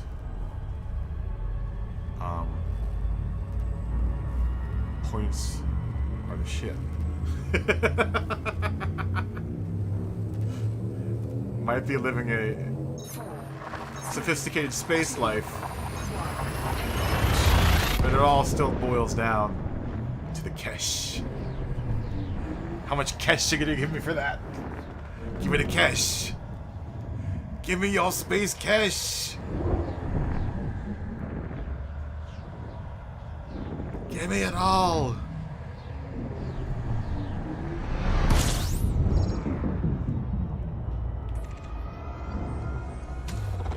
Fuel scooping. This ain't no System scan Star Trek. complete. This ain't no Star Trek with no credit system. Everything's free. Fuel scooping complete. You gotta work in Elite Dangerous, man. You gotta work to make a living. Frame shift drive charging. Put that blue milk in your tummy. Y'all, what was up the blue milk in Star Wars? That blue milk. 3, 2,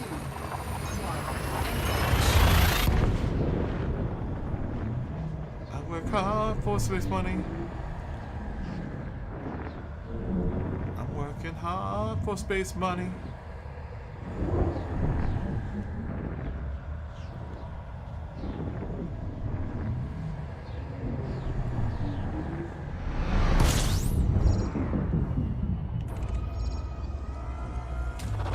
Fuel scooping. Give me that fuel. Fuel scooping complete. Give me all your power.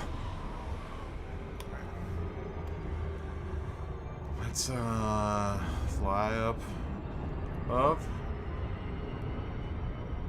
orbital plane, get a good perch to look at some pretty planets.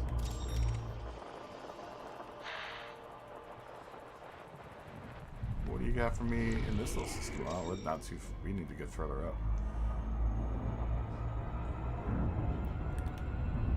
Where are you, big star?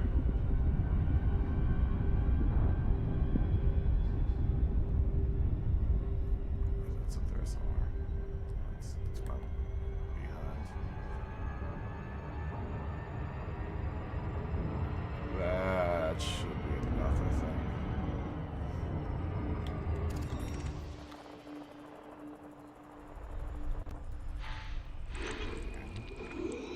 Gas giant.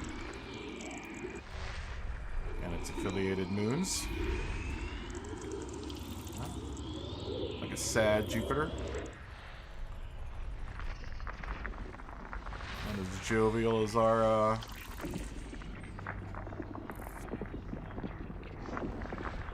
local gas giant here in our solar system.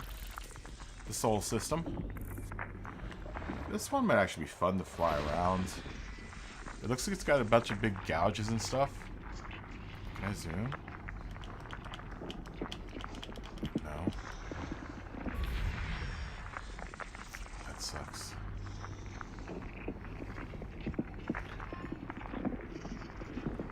It might even be interesting to drive around. Nah, I don't want to do that. I want to just get home.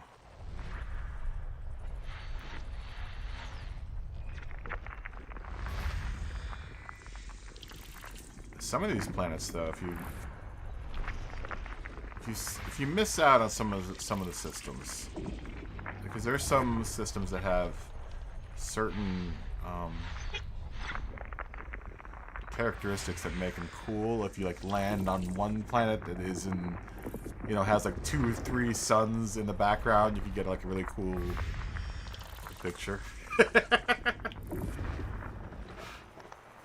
Nah, you've run into some cool stuff in this, like how they arrange some of the solar systems.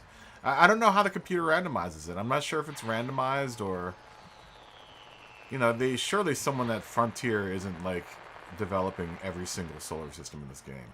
There's got to be some sort of random generator for it. But then I'm wondering if once it's generated, if you discover it, does that then solidify its composition? Like, now that, like, say if I was the first one to discover the system, is it because I am discovering the system in the way that the random generator, the random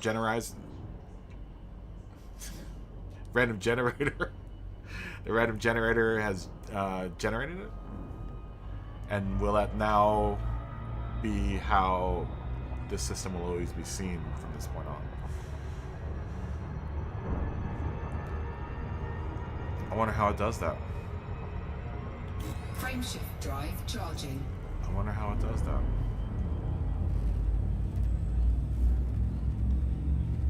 Because I can't imagine that someone's made all 30 million planets or suns that you can visit here. I can't even remember what the number is. There's some really crazy number of systems that you can visit. And then with the expansion, that's going to make it even bigger. So, how does all that stuff get generated, man? I don't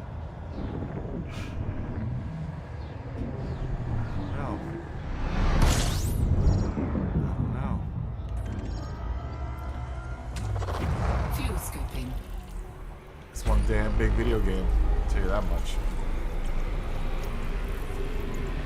Fuel scooping complete. And I'm not being sponsored by the game, but it's damn cheap. If you're looking for a cheap thrill,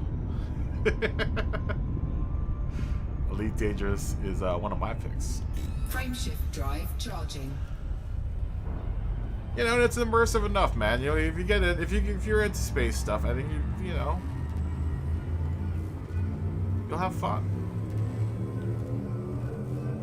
4, 3. You just have to give it the system some time to grow on you. Yeah, because some of the game systems are whack, and some of them are, you know, why is this here? But yeah, overall, as someone who's played this game since like the beta days, I would not the beta days, but you know, I bought this game when it launched on Steam. Years ago,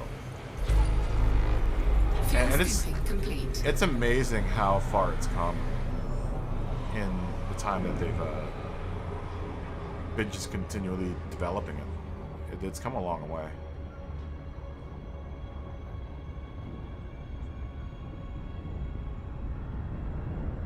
It's actually it's really impressive.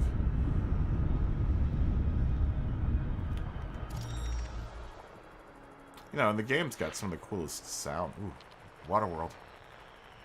Waterworld where? Oh, please tell me this is... Oh no, it's a gas giant. Oh, there might be a Waterworld out here. Oh.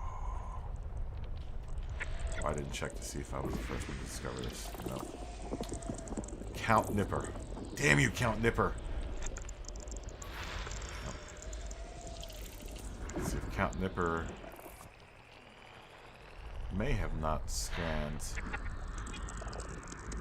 Surely enough, a Waterworld. Damn it! Ronin HTD. We'll hit it anyway. Whether or not you discovered it or not, I think you get bonus points for discovering it, but you do get more points for a planet or for a system scan map complete. if you scan the planets like water planets. You need to scan any planets with life and water planets and ammonia planets are the money planets in a system for scanning. Like, you know, a detailed surface scan.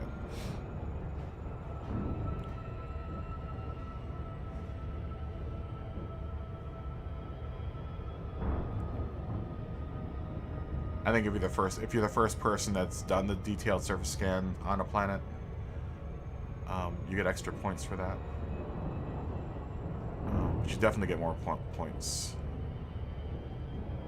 and that goes for any planet. But you do get more points if you get a water planet. You do a surface scan of that. Slow down. Slow down.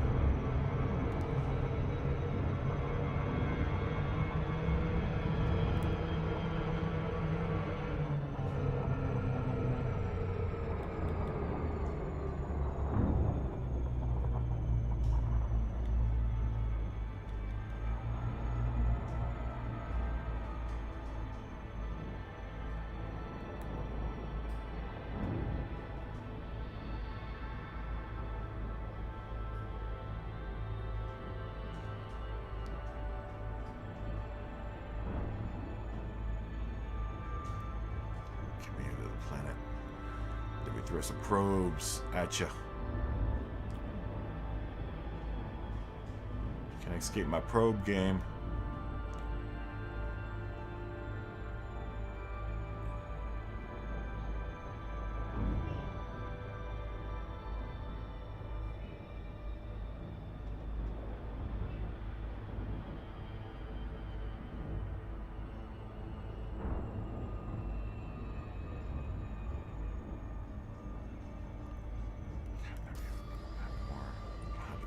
Jumps. Good Lord. Well, we started the stream at 170, so we've done 40 jumps. That isn't bad. We might just make it. Ooh, this is a cool looking planet.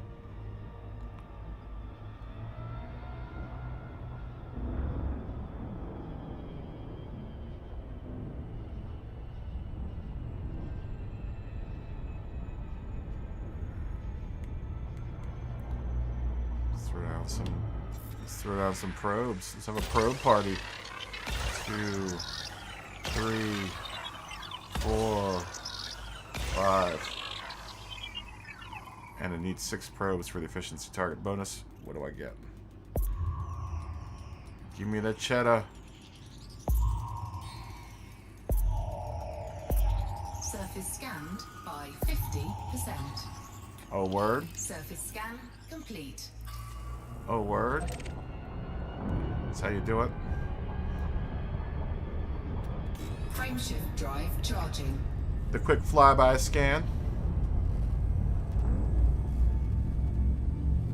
Yeah, that's what I'm doing right now. I'm doing jump. I'm jumping as far as my ship can go. My ship right now can make a 26 light year jump. Right now I'm taking a 22.3 light year jump. So those are my jump points. The ship will navigate and find stars that are within the jump range of my ship, and that's how it's plotting its course. I'm on a plotted course back toward home, back to where my other ship is docked at. Fuel scooping. So I've got System scan complete. I've got 133 jumps Complete. that I have to do in order to make it back home.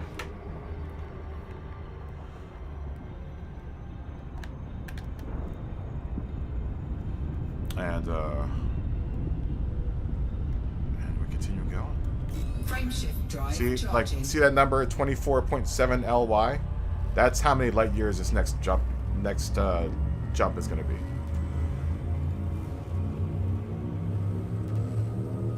The furthest you can jump in the game is has been contested plenty of times because you can get up to almost 500 light year jumps if you go through a not a binary star. It's a like a magnetron or a what do you call it? Like an ion star. There's a way of doing a super jump through that. Fuel scooping. But there's a certain way you have to do it. Unaided, Disengaged. unaided, you could probably get a ship up to, if you're doing like 50 to 60 light years, a jump. See, I'll show you.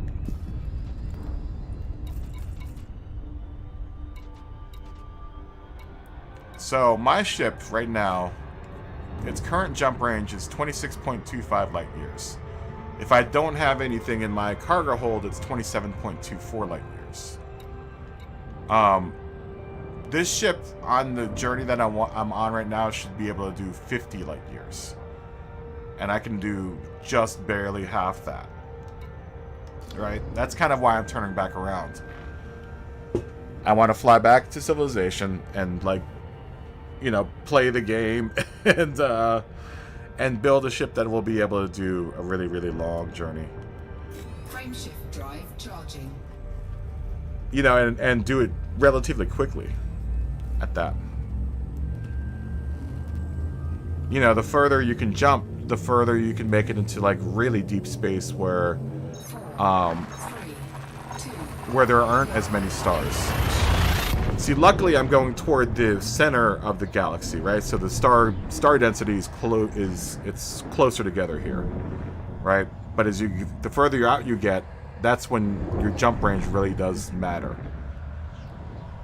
I think you can get I think there's one small explorer ship that will do what was it, like 100, maybe 78 light years or something, I think. Fuel scooping complete.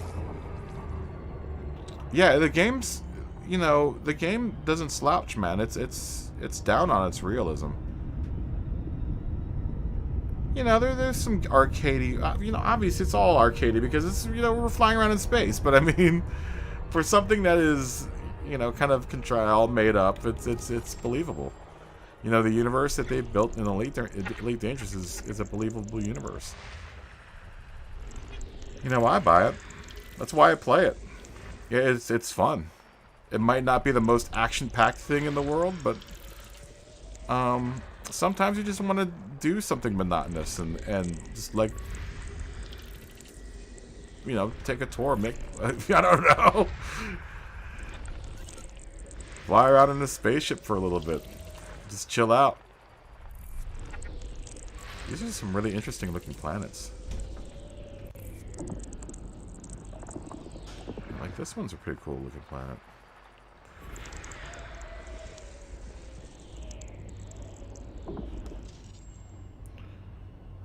You know, there's all kinds of stuff you can do in this game. Like, you can take pictures. Usually these trips are really long because I'll fly around to certain parts of the solar system and find good vantage points, like around these planets, to take pictures. So I was being a true, like, Asian tourist and just fly and, you know, taking pictures along the way. That's just in my blood. Wherever I go, I need to take pictures. I'm there taking pictures. Asian tourist. Me and my Chinese boom operator, we would always talk about that whenever we went on location. How we would always be typical Asian tourists because we'd always break out our cameras and start taking pictures. Just retired. It's amazing. My man started. System scan complete. God, 40 years ago in the business. Started on kung fu movies in Hong Kong, and then he moved here. Amazing career. Asian tourist. Frameshift drive charging. Oh, I can't wait to go to Hawaii, man. Hawaii's gonna be dope. Damn right, I'm gonna be taking some pictures when I'm there. 4, 3. Unfortunately, I'm not gonna have a lot of time to do a lot of fun stuff because I'm gonna be there on the job. But I think I'll have one day off where I'll be able to, kind of spread my wings.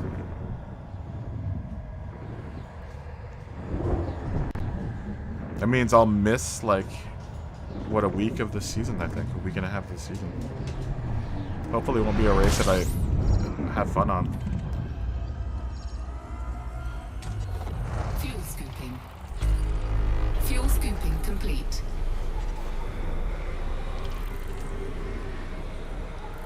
Oh, dude, so did I, man. Who didn't? Who didn't? Kung Fu Theater was dope, dude. Saturday afternoon, after cartoons were over.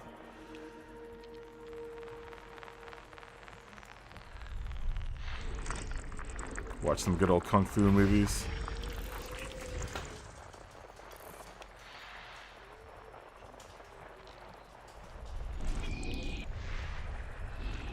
Patient tourist.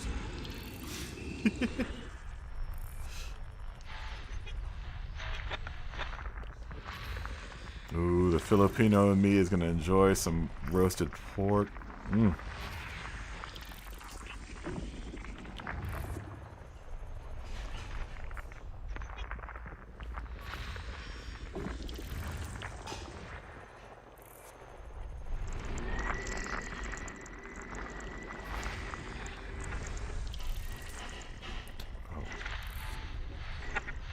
Is this system found? Yep. Garnick. Damn you, Garnick. Like I said, I've got plenty enough systems under my belt. It is always disappointing though when someone's found it. Deadlock found this one. Deadlock.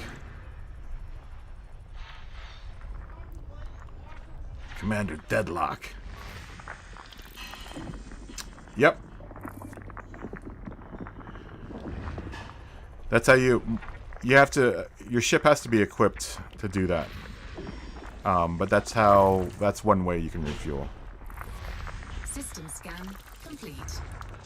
You just fly. My ship has got a really large fuel scoop, so Frameshift drive I fly as close as I can to it, and it scoops up the fuel. You just gotta be careful. What kind of sucks with the smaller fuel scoops is that you have to expose your ship to heat for longer because it doesn't scoop up fuel fast enough. Yeah, it's pretty dope. It's pretty dope. And people have run out of fuel, believe you me. They actually have a service in this game where this group got together, and regardless of what platform you're playing on, fuel scooping. If you run out of fuel, Fuel scooping complete. all you have to do is go to their website, and one of their players will go out and refuel you if you run out of fuel. People do it all the time. I know, it seems like, how could people, run out of fuel in this game if you could just fly by the star? But not everyone puts a fuel scoop on their ship. Yeah, it's like AAA service, and it's free. You literally just, you send them an email. They'll tell you what to do to get your ship. Because if your ship is still running, all of its systems, like, hold on, let me show you. This is how deep it gets. So, I have all of this running right now on my ship right now. Anything that's got a number next to it, is running right now on my ship, and it's using gas. Right? So I shut down like half my ship so that it isn't using gas. Like, all my weapons are offline right now because I know I'm not going to get into any battle. And if I do, then I'll just jam everything back on, right? but everything that is necessary for the ship to do what it's doing right now is activated. Now, if you get into a situation where you're running out of fuel, you have to start shutting down all of these modules so that you use as little fuel as possible. You know, so it gets pretty deep as far as, like, you know, ship mechanics are concerned. You know, deep enough that you can turn on and off, you know, components to use less fuel while you wait for someone to come and rescue you. Oh wait, did we scan this system?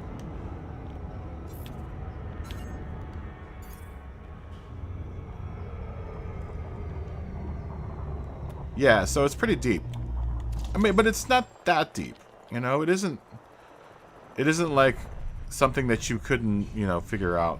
I mean, you wouldn't be able to figure it out on your own because the ship, they don't tell you anything about it. But that's the one thing with this game is it kind of shows you the basics in its tutorial, and then it's like, okay, there you go. Fly free. Have fun exploring and getting blown up.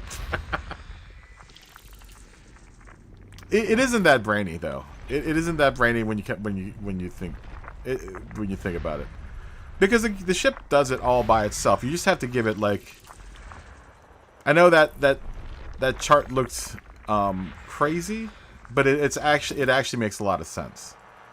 You know, you just order your systems in the way that you would set up your spaceship. Like, you know, you would put, you know, your primary systems would be like life support and your engines, because you always want to be able to get away.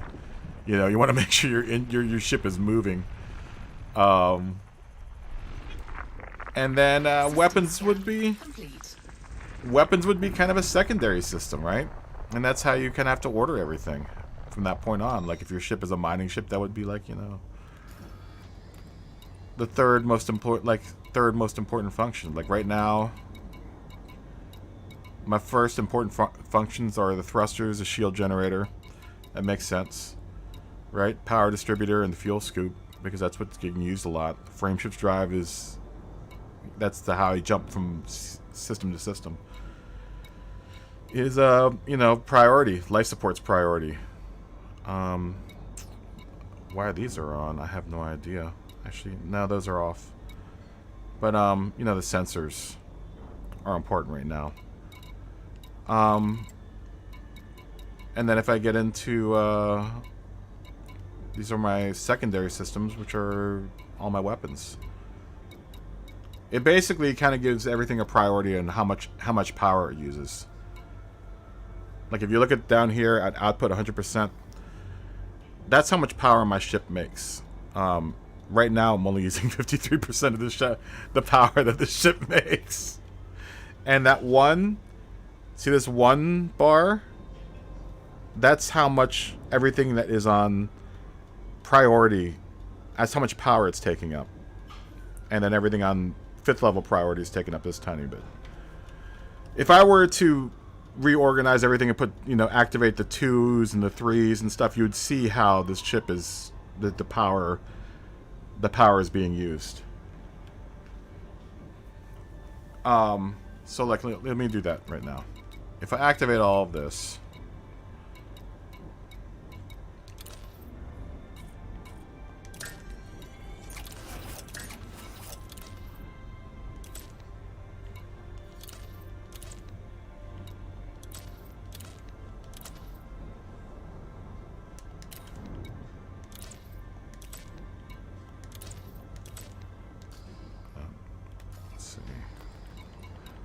off.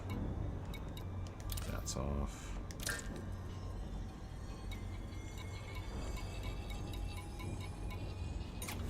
Okay, so now look at my usage now. I am now using 79% of the output, the full output the ship can put out. Group 1 is taking up this much. Group 2 is taking up just a little bit, you know, more. And that compounded would be 1 and 2, how much 1 and 2 take, and then 3 and 4 and 5, so on and so forth. It doesn't really matter in this situation because I've got, my ship makes more power than it needs. But in larger ships where you have more systems, it starts making a lot more. It starts making a lot more of a difference. But just for the sake of like fuel consumption, I'm just shut. I shut all of this stuff. Like this doesn't need to be on. This doesn't need to be on right now.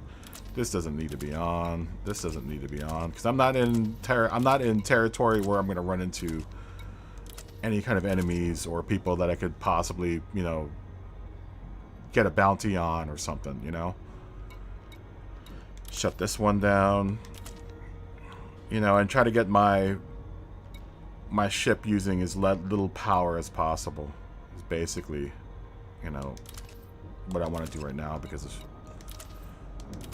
it's less of a chance of me running out of gas running out of gas before I get home. And that's all that will run.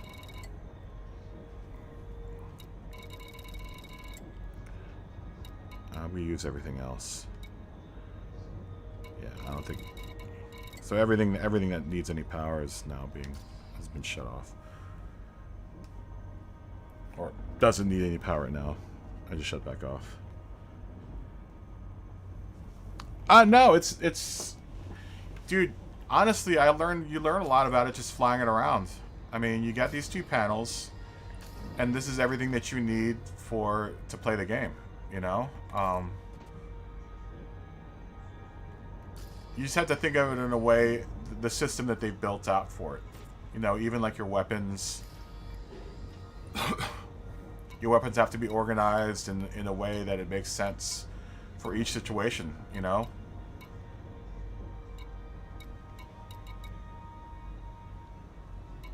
Like I've got different configurations for the ship to do different things at different times. The layout actually, I used to play this game on a HOTAS, and I actually think it's better with the controller. Just because all of the quick buttons are really close together, and you can just do commands so much faster with the Frameshift drive with the charging. regular PS5 controller or PS4 controller.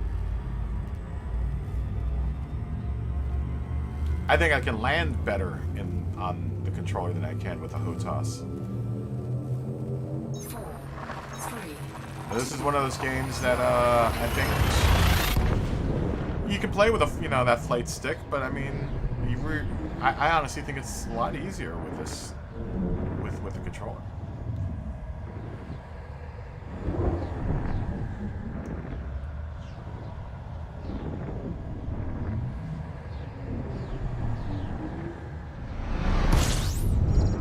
Especially making maneuvers like this, flipping your ship over, Fuel scoping. controlling the Fuel throttle scoping complete. is a lot easier with the controller. Flight assist off flying is actually a lot easier with the controller as well.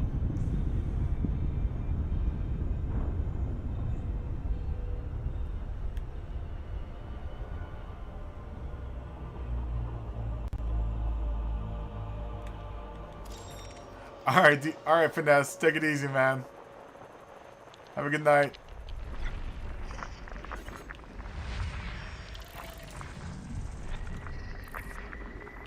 Fly around, find these planets.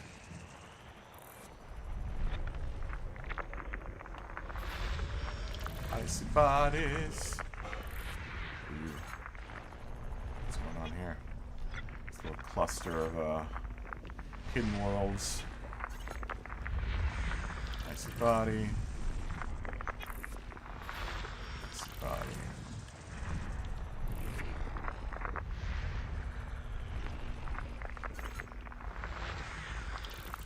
Slide Jam, he found all of these planets too. Slide Jam 1965. Damn you.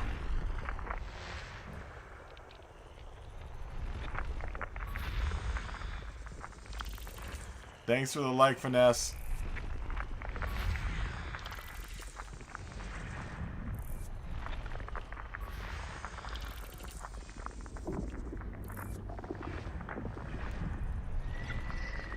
everyone hit that like and subscribe button if you like how I operate the kaboom. I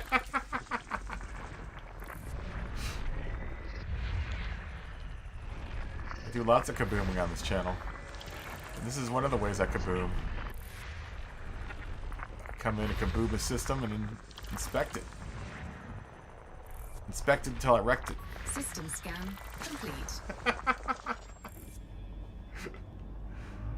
I inspected that system until I wrecked it.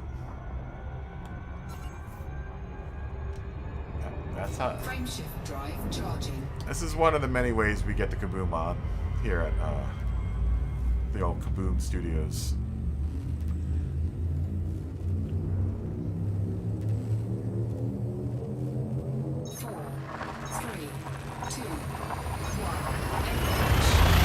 Kaboom.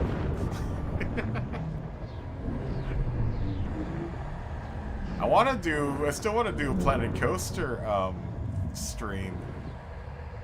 That game is really hard. I'm used to more of like building cities, so building theme parks is a little bit harder for me.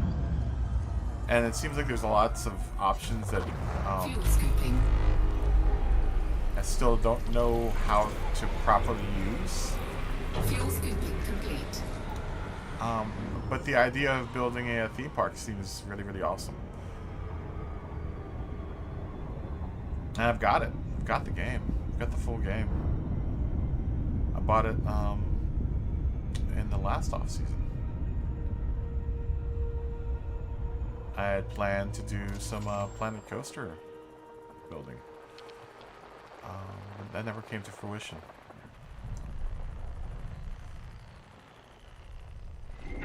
I did one stream on it. System scan complete. But it's tough. It's tough. It's tough when you're used to like things like City Skylines. It's a different system Frameshift drive charging. of designing. Amusement parks are designed a specific way. Talk about an area that is built specifically for the consumer. That's what. 3, 2, 1. That's what an amusement park is. It is a place where all of the consumer's needs are being satisfied every second of their moment while on premises. Which can be tough building from scratch. Especially with all the things that you can do in Planet Coaster. You can do a lot of stuff in Planet Fuel Coaster. scooping. Like, people have made some really crazy roller coasters that go underground. Complete. It's a really cool sandbox game. It's just I have to figure out how to work it. And I'm a sucker for a good sandbox like building game. Dude, I love those. System scan complete. That's like my jam. Frameshift drive charging. City Skylines is my jam. Yes, I'm gonna mention City Skylines once again.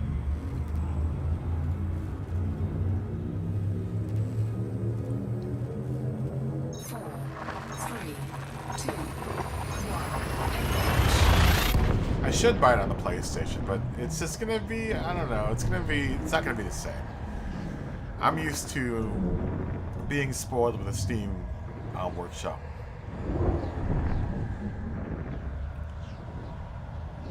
And you don't have access to that in the PS4, so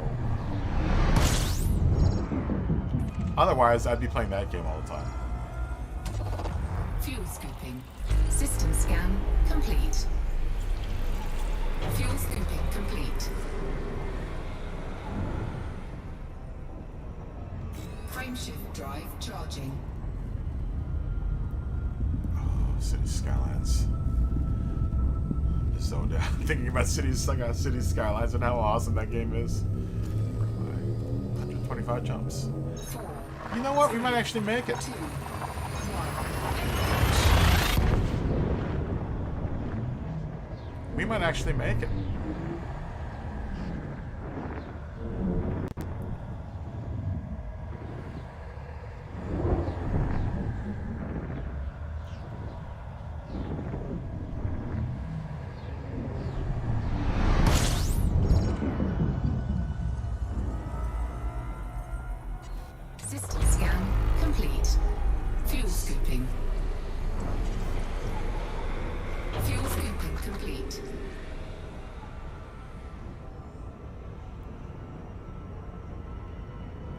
Frameshift drive charging. Going straight from Bernard's Loop, it looks like. Right into the Orion Nebula. We've been here before. 4, 3, 2, 1. It'll be probably 4 jumps before we start seeing it really big in the window.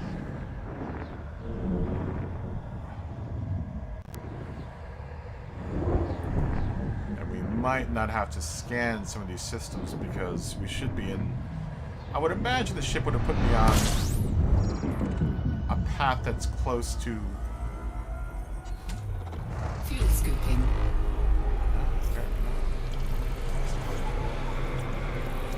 Fuel scooping complete.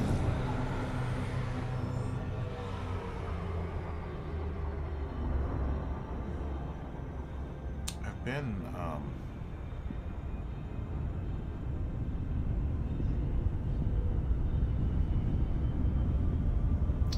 kind of in this area.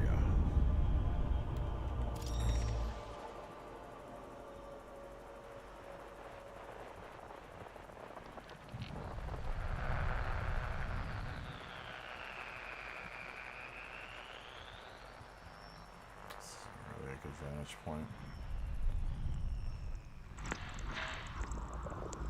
Wow. We got a water world.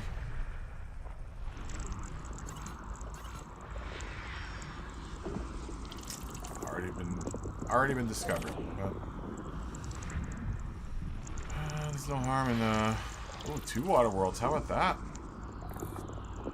That's double the money. Is there a 3rd water world? No, surely not.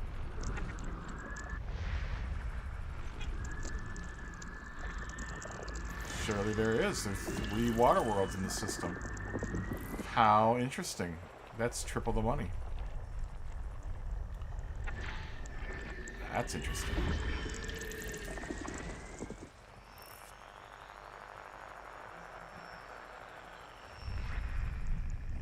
Well, that's what happens when you get closer to the nebulas. You get some more of these more interesting solar systems. Ooh, look at this planet. It has no name. There we go.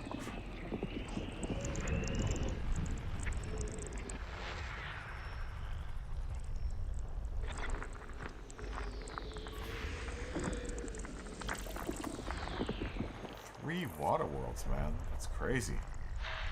That's crazy, man. It's crazy.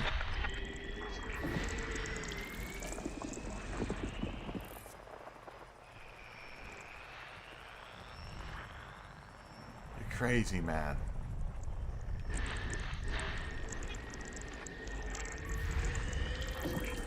Content worlds. System scan complete. Oh, word. All right, let's go hit some of these water worlds and get paid. Dude. Oh god, this planet is... What? Holy smokes.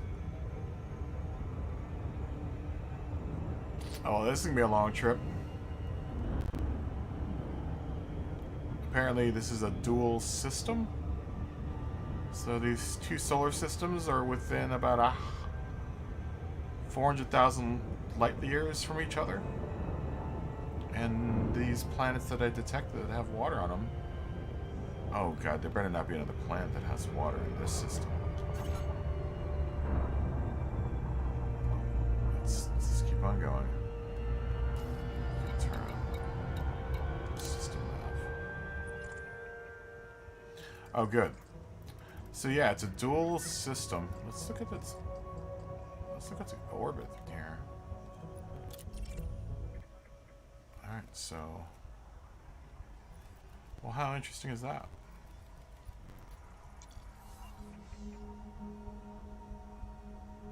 Is that so the 2 stars orbit each other? Huh. And right now, in their orbits, they're the furthest away from each other as they are. Can be. I wonder if these change, their orbits change over the course of time. Like, I wonder if you ever come to this system and this planet is closer to this other planet. Yeah, Stubby. Do you play Elite Dangerous? Oh, please say you play Elite Dangerous. Yeah, I'm totally playing on the PlayStation right now.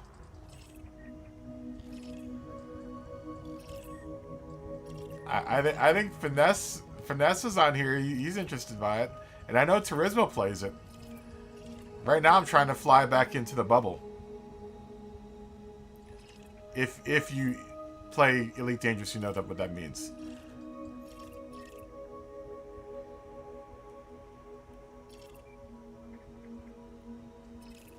Basically trying to fly back to where everyone else in the game is, because I'm way the hell out right now.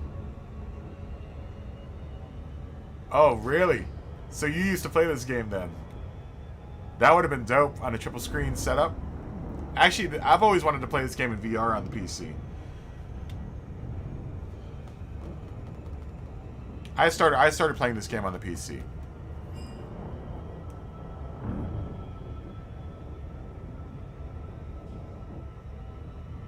Yeah, that's when I played, was at launch. There was no bubble, there was nothing. And then the factions came like 6 months later, and then the bubble started forming about about a year later. Dude, this game has come so far from those days. This game has come so far from those days. I mean, this is where I am right now.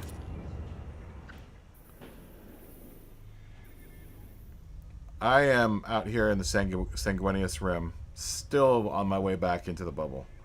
I was all the way out here. I was trying to get all the way out here, but I'm in the wrong ship. My ship isn't set up for it. So did I. I had tons of voice macros. And honestly, dude, they were cool. And I also had a head tracking. I had that whole head tracking setup too. And voice attack was cool. I have to admit, voice attack was cool, and I had some cool interactions. But then I got really, really like too into voice attack, and just started making these really crazy like functions where I could talk to the ship, and the ship would talk back to me. Because you can make voice attack do all kinds of weird stuff, like give random answers. My favorite one was Fangs Out, and that meant when I said Fangs Out, all my weapons deployed. Yeah, voice attack. Yeah, dude, the game back then though wasn't anything like it is now.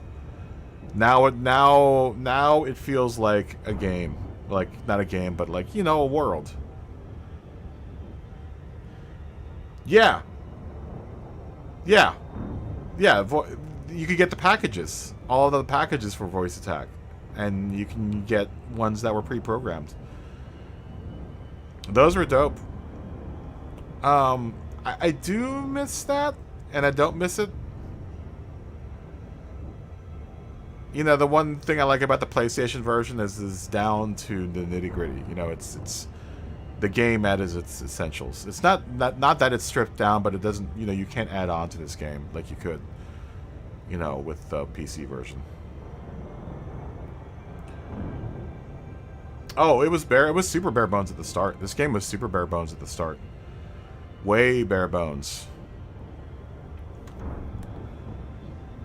But, on the PlayStation, it's nice. I mean, like, this is my head tracking. This is with the R3 button. You just press down the R3 button and you use the controller. You use motion control to look around the cockpit. And then, no VR support for this game on PlayStation, unfortunately.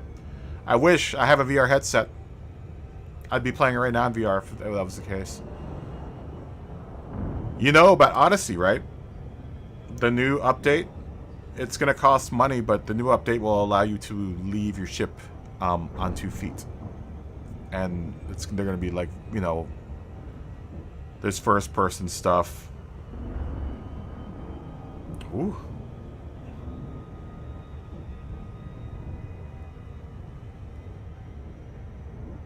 Oh! Oh, Streamlabs is working! Uh-oh. Interesting. Stubby, you just activated something that I've been trying to get to activate all day long. Do me a favor, try... Oh, dude, Star Citizen is never gonna come out, dude. Stubby, do me a favor. Type in !8, as in the number, 8 ball, and then ask a question.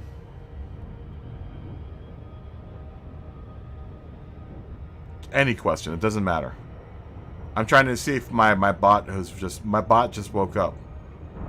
I've been trying to get it to activate this whole stream. That was part of the reason why I wanted to do this stream, to test whether or not this bot was working or not. It caught that.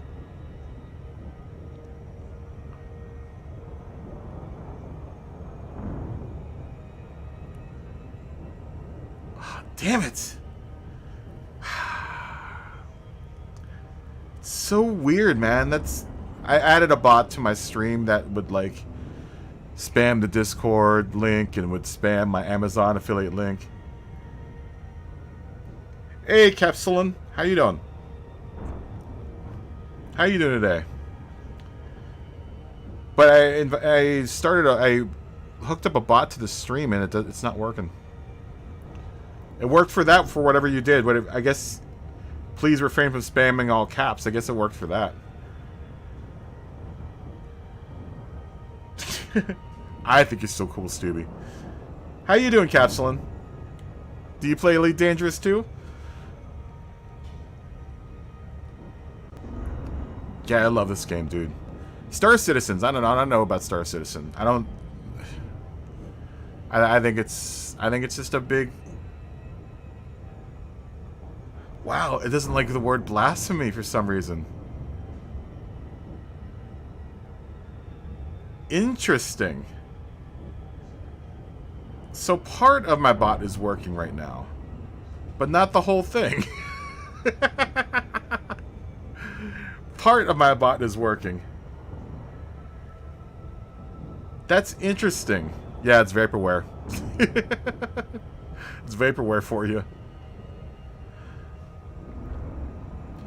Interesting. Alright.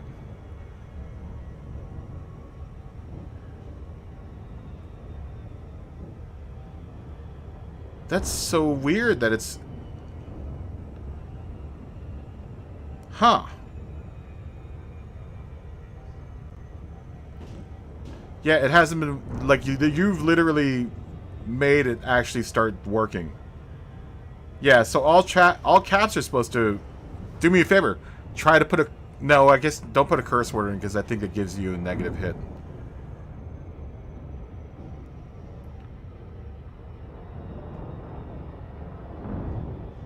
Yeah, that's the problem with Star Citizen. Look, the idea that's behind Star Citizen is really, really awesome.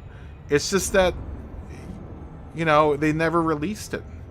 I don't think it's ever going to get released. It would be cool if they would release it finally. But this is far more, at this point, Elite Dangerous has been out for now, what, how many years? Almost 7 years. And it's been up and running successfully since its inception. I mean, it wasn't totally smooth sailing. Let's not kid ourselves. But, it's still running. People are still playing it, and, everyone still likes playing it. Yeah, I think that's the problem with Star Citizen. There's too much. There's too much hope, right? There's too much hope. Did they finally get rid of the idea that they're going to be able to do like a persistent universe without having to hook up to a server? Because I remember that was one of their things. They're like, oh, we're going to have a persistent universe and you don't have to hook up with a server. I'm like, well, how are you going to do that?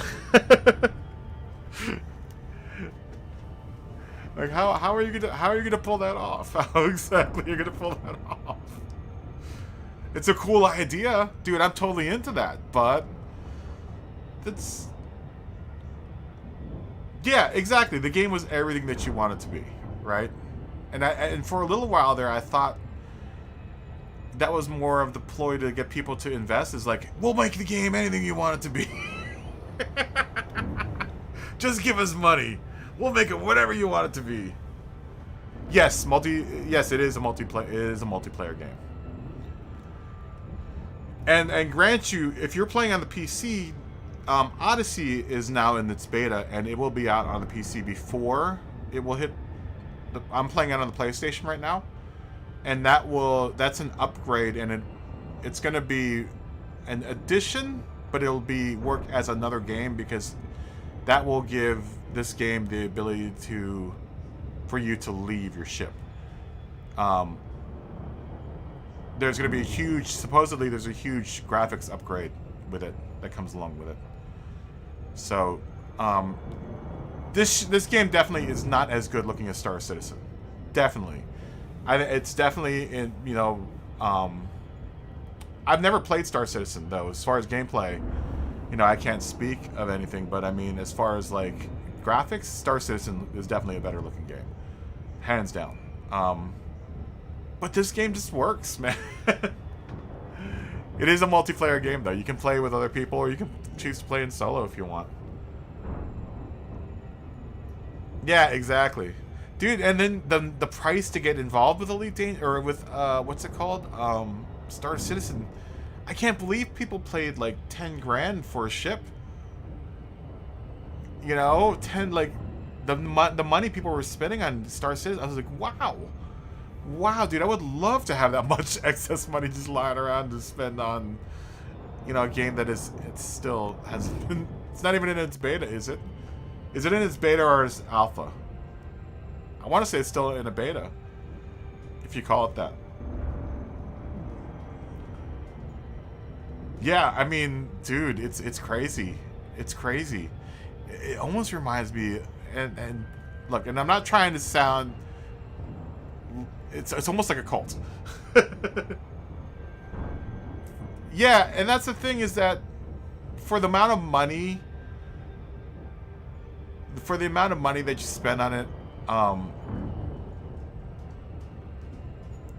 you kind of want to have a kind of a goal, right? You want to feel like everything is a lot grander. Whereas this game's $19, man. If it goes nowhere, it goes nowhere. If I get some thrills off of it, I get some thrills off of it, And for the most part, dude, if I wasn't so far out, I'd be having a lot of fun with a bunch of other people right now. But I'm really, really far out. I'm really far out. Too far out to have fun with any other people right now.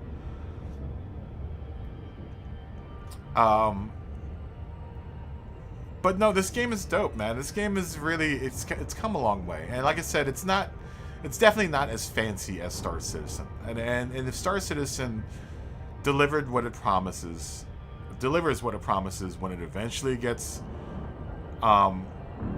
released, it'll definitely probably be a better game. But that if is the big thing, right? Is it gonna ever get released? Will it ever be playable to the point where it's as playable as this game? That's the big question.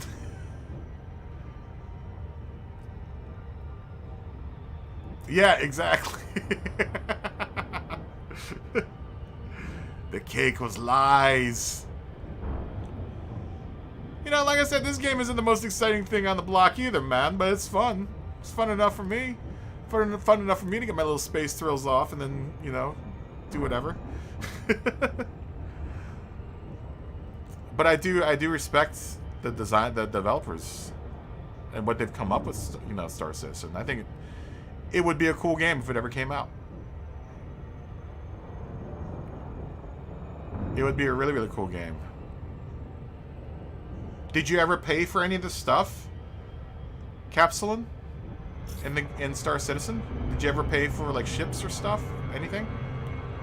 And then you also have to have a pretty fast machine to run it too. That's the other thing.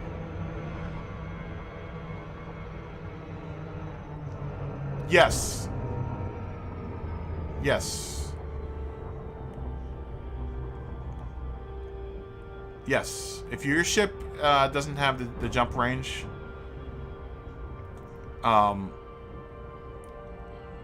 you can definitely have some long trips between trades.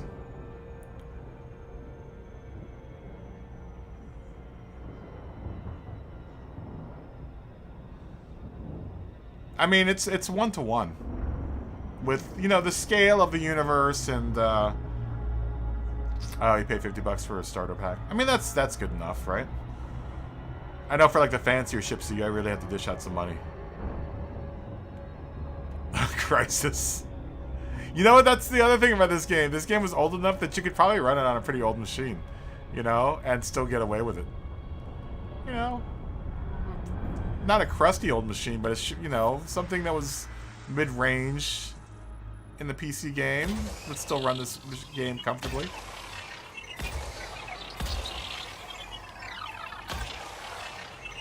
Yeah, but you can definitely have some very, very long trade sessions.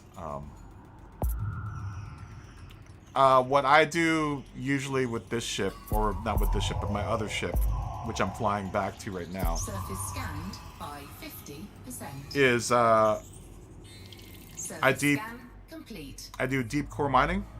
So a lot of the fields that I mine in are you know, a good distance away from the planets I want to trade at. And when you're carrying that much payload for that long of a trip, it gets, you know, dicey. So, what was I doing? System map. You know, and even interplanetary, even inter-system travel can get long. Like I just had to, I was over at this star, and I just had to fly over to this planet to discover it. That took 5 minutes to get from that one star to another star. Apparently this system is like a binary star system. You know, right now the star that I'm visiting is over here, and the star that I entered the system at was over here. So, so the distances between planets is definitely believable, right?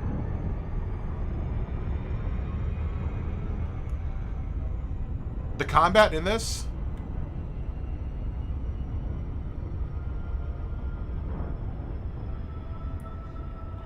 is fun. It's really fun. I don't have bus simulator. I have SnowRunner. I have SnowRunner. That's the closest I get to bus simulator, though. See, this other water planet is relatively close to its to the other water planet. These two planets were kind of orbiting each other, but I mean it's still like a believable amount of distance between the two planets, right? If I have a ship that can do hyperspace flight, you know, it should be able to get to, you know, interplanet, like small systems that should be able to get around the system pretty quickly. Not super quickly, but quickly enough. You cannot, I don't think. I think your ship gets destroyed going through a black hole. Oh, did I not hit everything? Oh, you bastard. Alright. What did I miss? Oh, I see. There's a big chunk of it I missed right there. Got too cocky throwing down the sensors. Yeah, space combat in this game is fun. Once you can figure out, you know, the systems and everything, it can be a challenge. Especially when you're playing PvP.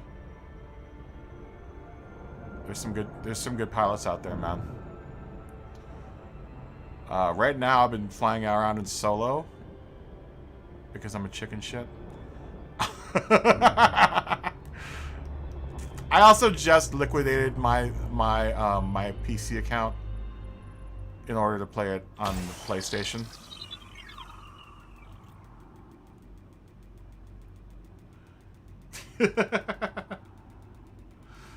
Yeah, it's quick in galactic terms. I wish you could go inside a black hole, but From what I understand, I don't think you can.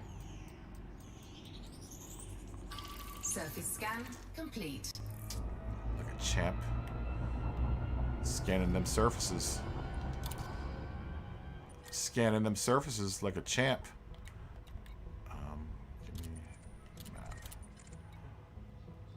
Let's go to this one. Ooh. And this water world has an carbon dioxide atmosphere. So let's time it off. So between this planet and these water planets should be relatively close together because they're in, you know, like you said, the exclusion zone, right?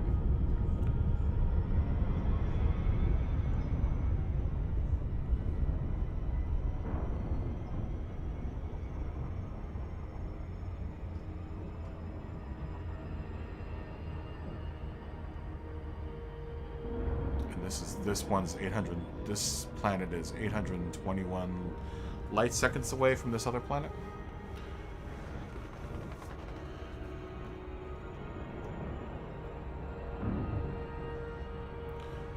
Yeah, that's what's funny. But it's believable. You know, the speed of your ship is believable in this game.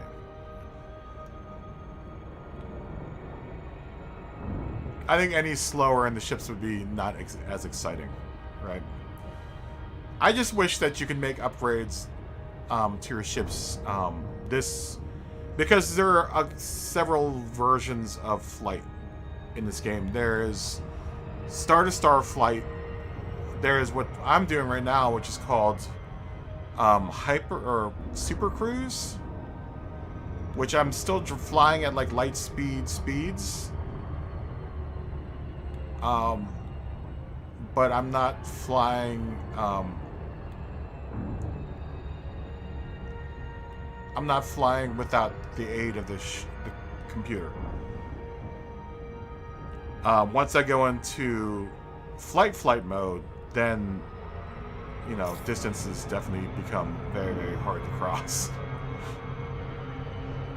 I would imagine if you set the ship to regular cruise and you were, you know, way far out. Here, and I'll do it. I'll drop out of Super Cruise for a second. So let's say right now I'm 0.52 light seconds away from this planet. Let me slow down and drop out.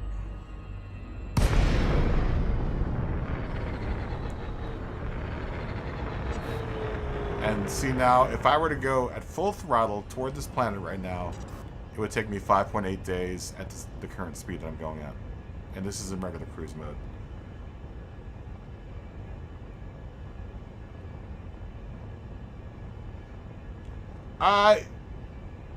It's kind of like No Man's Sky, but different.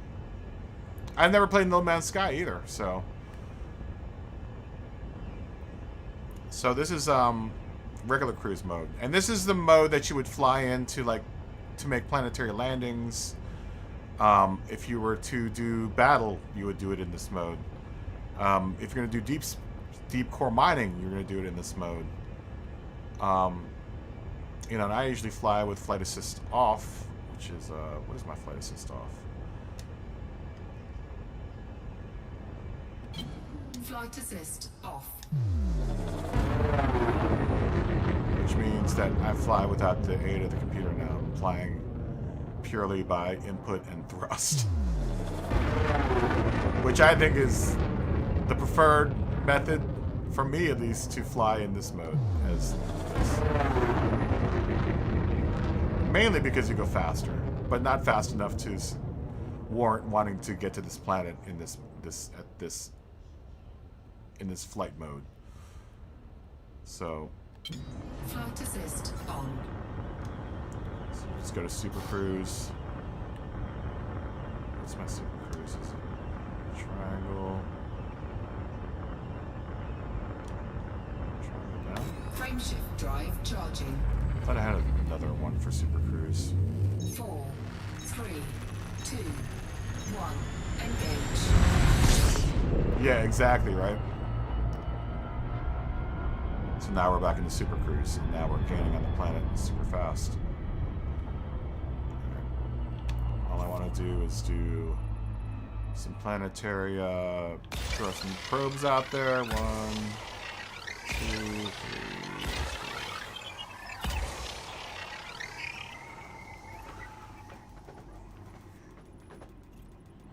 This is a long trip, man.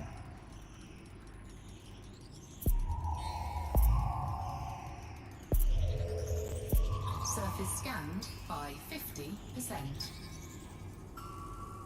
Oh, come on. Really? Alright. The 100 jump enduro. Do you play this game, Stubby? You're probably on the PC though.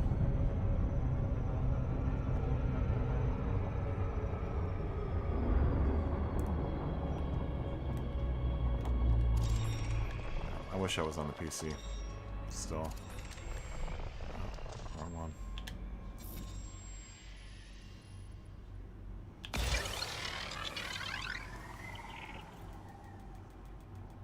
Yeah, Super Cruise is how are you gonna do about like I guess most of your flying. Surface scan complete. You know, if you've got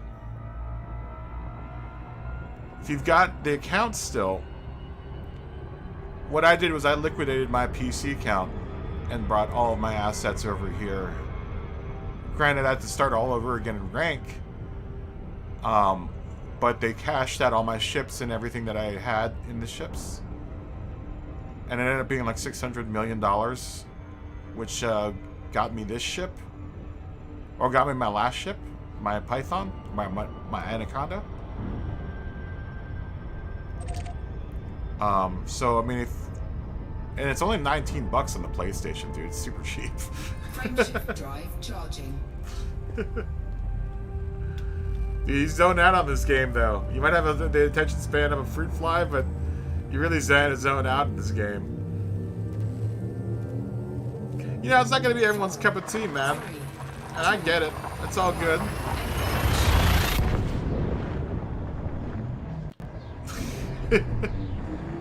Sometimes it's fun to start out from scratch, man. We can have our little hobo army, dude. I'll fly with a bunch of little sidewinders. It's all good.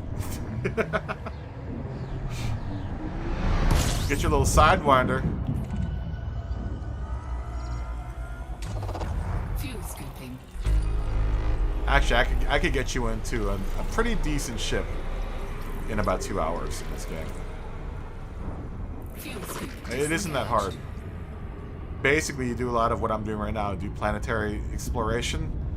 There's something called the Road to Riches, where you plot a course from one planet to another planet, and you just do this. You just do discovery missions, and you make a ton of money. You make, you know, a couple $1 million, and then you move on to deep space or deep core mining, which is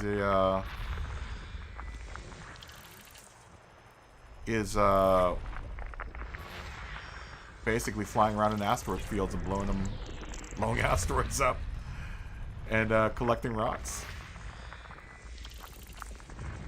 That's how I made most of my money. With my other ship, I can rake in about 100 million? Is it 100 million worth of space rock? I'm at like 532 million, I think, dollars, space dollars. I'd be rolling, dude.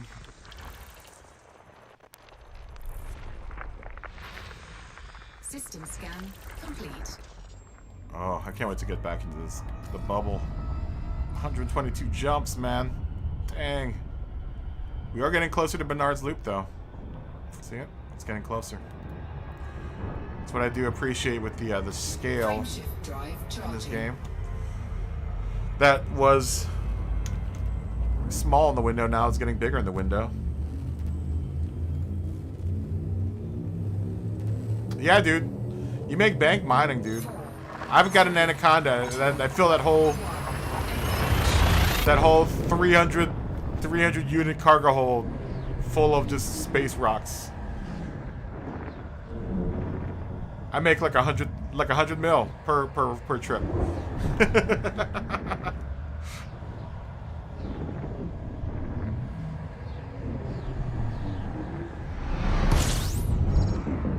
Yeah, you make bank space mining. Fuel scooping. I'm just doing this for the prestige. Fuel scoop disengaged. Every man's got to do some trailblazing.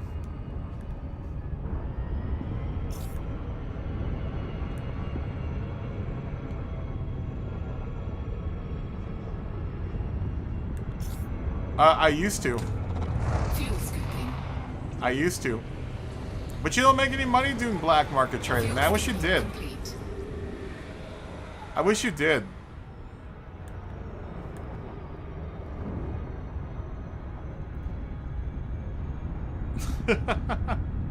I wish you could do. I would totally do. I did. I did for when I started out. That's how I made a lot of my money, was through the black market. I was a black market trader. I did really good at it too. It taught you how to dump. It taught you how to work your ship systems. You know, because you had to dump your heatsink fast if you're getting scanned. You know, and you know, you gotta figure out your way in and out of the mail slot when you're going in and out of stations, so you can, you know, avoid detection with your contraband. I got good at all that, dude. It was fun, but you didn't make any money off of it. There was like zero money to be made. Like, you could do like 30 of those missions, or go out and do one mission space mining and make just as much, if not more, money. So it's just like, why even offer those, man? Even black market trading, it's like they're usually the cheapest commodity, you know, on the market. System And scan complete. your margin of like profit is so low. It's like, why even bother? Just go out and space mine for a couple hours. You make like millions. Charging.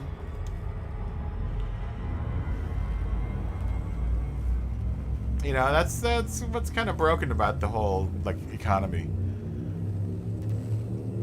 Yeah, I guess, but crime's fun. Crime can be fun. You know, crime can be fun, man. That's what you do in Grand Theft Auto. Do a little bit of crime. A little bit of crime never hurt anyone.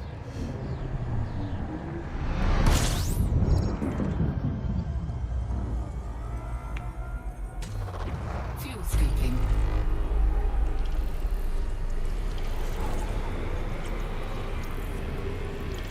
Yep. Fuel scooping complete. It doesn't pay, but criming is fun, man. I agree.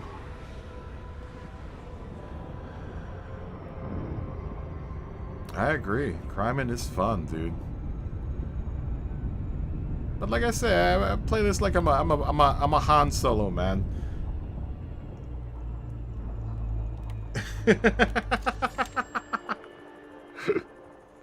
You should. I've been using criming for a while. What you doing? You know, a little bit of criming. Just a little bit of criming.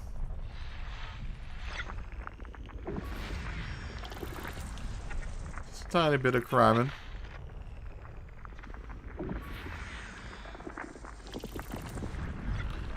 Ooh, the bot got... Nice! So the bot is working. It's just not doing any of my stupid timers. Okay, well, that's a good thing. At least that part of the bot is working. I think the bot's finally waking up. Is what's happening. Thank you, Stubby, for making the bot come to life.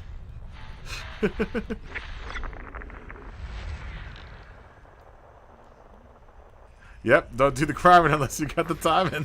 That's a good one. That's a real good one.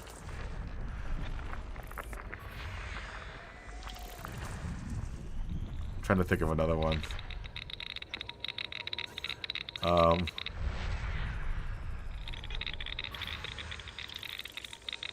don't know. I can't think of any other ones. Yeah, that's the thing, is that mining didn't make so much damn money. I mean, okay, I'll retract my statement.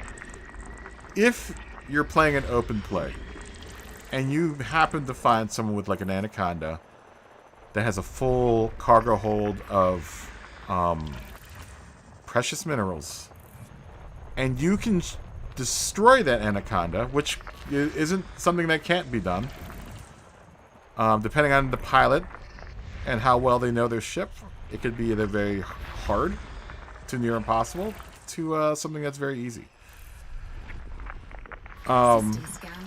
If you can take on that ship, then crime does pay. Because if you can get those rocks that people mine, they're worth some money.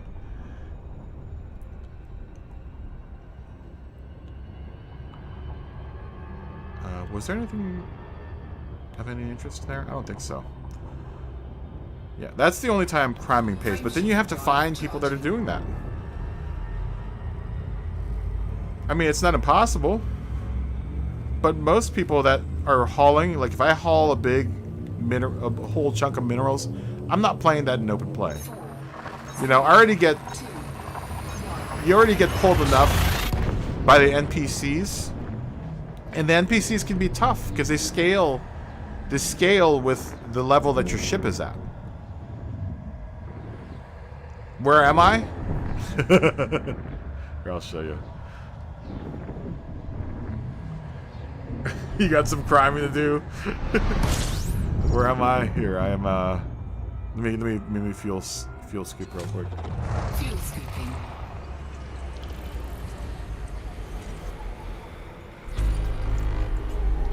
Fuel scooping complete. I am. You ain't gonna be crying me. Ain't no criming at me. They ain't gonna be criming for me unless you want to come. Dude, it's so far away. I'm still. Oh, I can't calculate the distance between me and my point, which is back in the bubble, where my ship is. But you're gonna be taking a trip if you want to try to catch me, because I'm way out there, man. I'm still on my way back in. I'm still beyond Bernard's Loop, man. I'm kind of crawling toward Bernard's Loop at this point. It's starting to get big in the window, but see, like you can see it. It's starting to get bigger in the window, but I'm still pretty far ways away from it. Frameshift drive charging.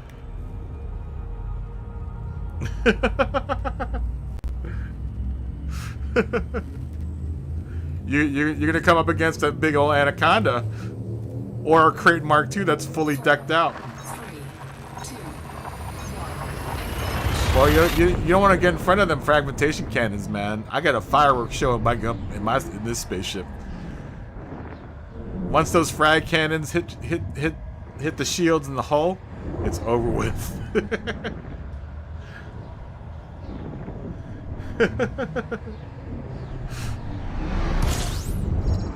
You should fire this game up on the PlayStation, dude. I think you'd have a lot of fun. I'm not sure how far Turismo is in this game, but Turismo said that he has this game and that he plays it. And he wanted some pointers on it, so I'm hoping that when I get back into the bubble, 118 jumps later, we'll all be able to fly in like one big wing.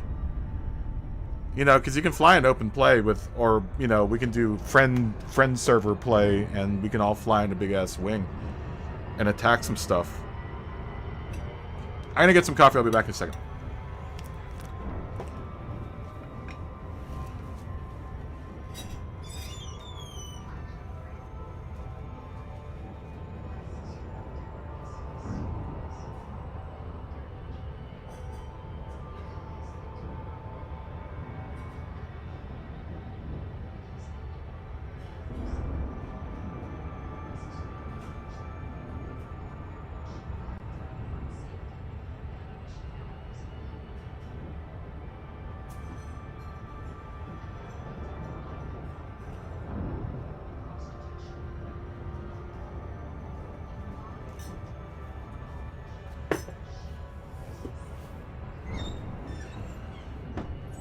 Alright, I'm back.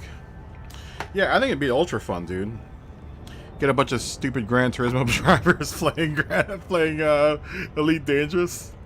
Everyone's gonna be trying to look for how to take the Apex. Frameshift drive charging. Y'all's might be A+s in Gran Turismo.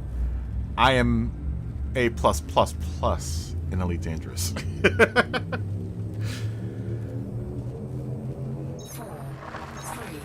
2, 1. Dude, I'm hoping I get back by the time, like, you, so you don't, you would be coming into the game fresh, right? So you'd be coming in with like a Sidewinder. I can't wait to blow you up with the Sidewinder. I mean, it's all good for the Sidewinder because you just keep on getting the same Sidewinder. I want to blow you up at least once in the Sidewinder.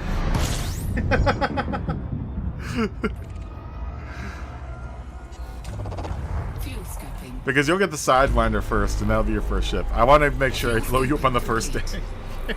So you don't invest any money into your Sidewinder.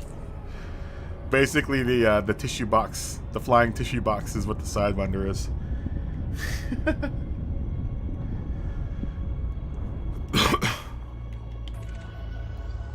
Yeah, you just keep on getting the Sidewinder over and over again, and then after that, I'll take you out to make some big money. That's what I should do. I should do a community thing.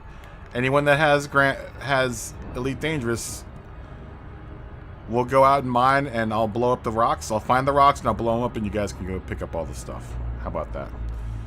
You all can make all the money. I'll do all the work. All you gotta agree to is agree that you're gonna fly around in a wing with me. I can do some deep core mining pretty quickly now, especially with flight assist off. You just fly faster in flight with flight assist off.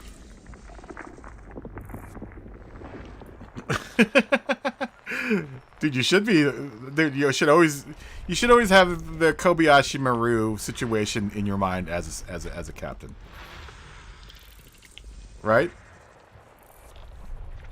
Especially as a space captain. There's always going to be that unwinnable situation. Kirk couldn't totally escape it, right? He couldn't face the reality that there is the unwinnable situation. We can play theme music in the wing, dude.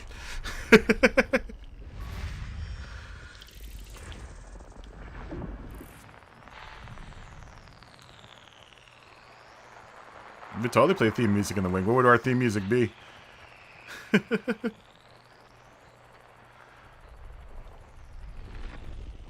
I just want to be Porkins. Porkins! Whoa, whoa, whoa! Wait! Hold on! System scan complete. We can do Eastbound and Down. I used to sing that when we did this song. When I played this on earlier streams. That was my theme song for this game. Eastbound down, loaded up a truckin'. We're gonna do what they say can't be done. We got a long way to go, and this short time to get there. I'm eastbound, just watch old bandit run. 4, 3, 2. Yeah, we got a mine where they can't be mines.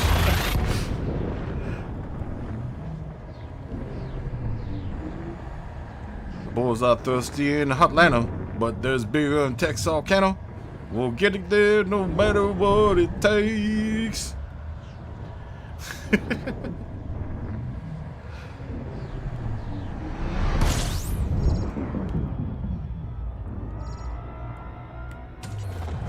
scoping. System scan complete. Yeah, you could totally adapt that song to this game. I'm definitely going. I don't think I'm. Well, I guess technically I'm going east. I guess. Frameshift drive charging. I mean, there's no real direction in space, so it would be kind of directionless. that song would actually be a little bit of a contradiction, right? 4, 3, 2, 1. You couldn't really go eastbound in space. Yeah, every direction is east in space. Which direction are you going? East. In which direction? East.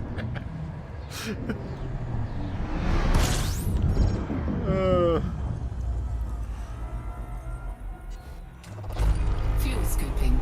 No, I totally want to get up into a wing, man. I just need to get the ship back to civilization, man.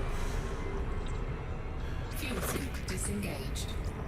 This ship it's a cool ship, man. It's not built for what I got it out here for. This ship is made to blow stuff up, and I'm not blowing stuff up. I'm discovering things.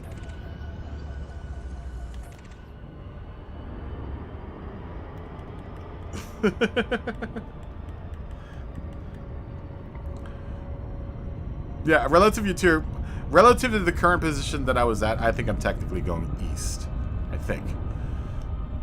You could call it an east-like trajectory.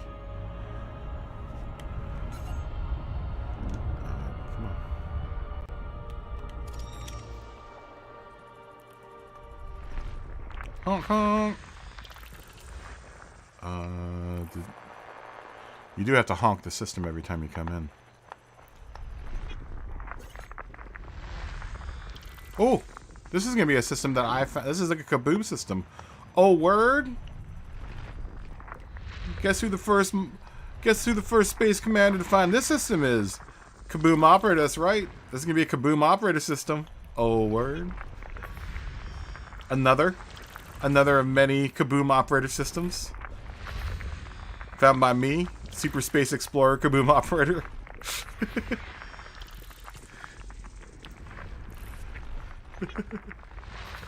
System scan complete. That's right.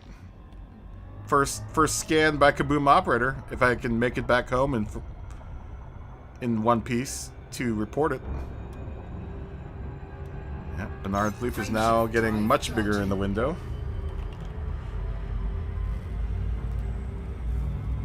BJ McKay.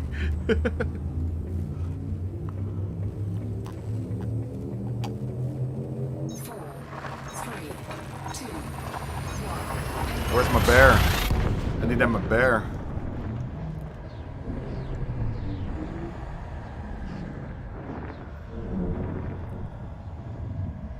BJ and the bear.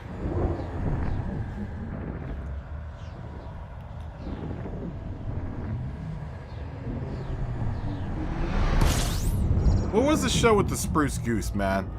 I like that show a whole lot. Fuel scooping. Speaking of shows from the 80s. Warning. Oh no. Critical. Uh-oh. We're having too much fun. Getting too close to the sun. Uh-oh.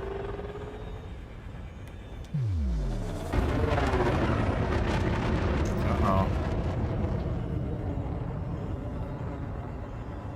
Get away from my... Try to get as much distance from the sun as we can, because we're going to have to turn toward the sun.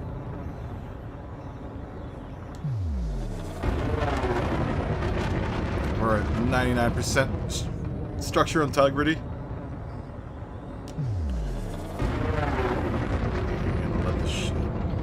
Let the engines cool down before I engage the hyperdrive here.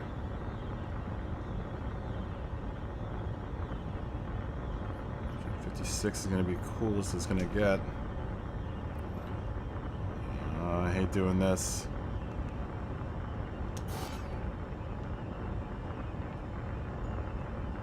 Frameshift drive charging. Where are you lining up? Oh, good. 4, 3, 2, 1. Engage. Warning. Temperature critical. Fuel scooping. Good. I didn't get too damaged doing that. Sometimes when you... Disengaged. Eastwood and the Chimp was was no Every Which Way But Loose. There were a lot of truck driver movies in the 80s. Over the Top. So when I do this with my thumb, I kind of flip the switch.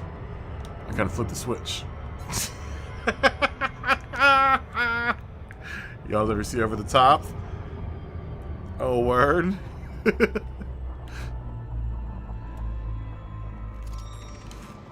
Remember Over the Top? Sly Stallone was a truck driver.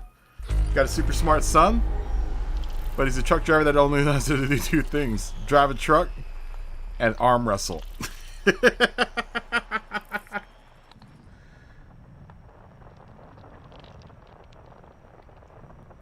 Was any Which Way But Loose the sequel? System scan complete. Ooh, look at that funky planet. That's an interesting looking planet. Wow. Surface pressure 738.65 atmospheres. Wow. That's a crushing reality right there. See what I just did there?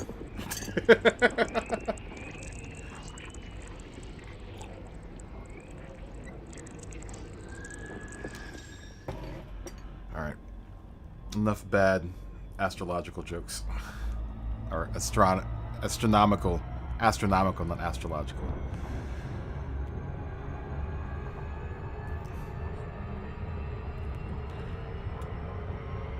Let's go. Did we get all the planets here? We got all the planets, right? Yeah, it was a crazy world. Crazy, yeah, we got them.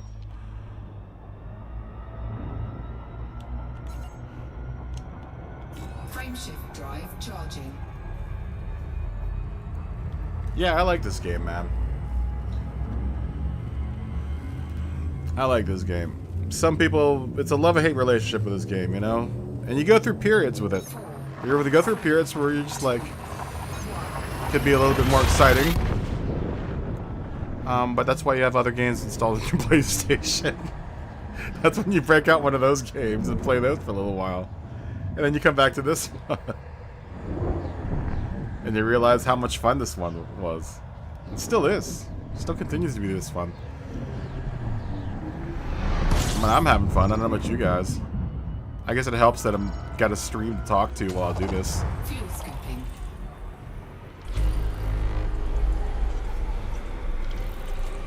You know, this is a pretty boring, mundane task. Otherwise. But you know what? You could pass the time doing this. You know what I do a lot of times when I play this game? And I know I'm just making justifications for playing a game that could be pretty boring sometimes. I'll turn on like a movie or something and watch that while I do stuff like mine and, you know, kind of the more grindy things. I would imagine that's what you would do in your real spaceship, right? You know? If you're flying around in a spaceship mining, I'd be watching some movies on Netflix too, man. Can't be all action all the time. Right? I'm sure life in Tatooine gets pretty damn boring when there aren't Jedi running around.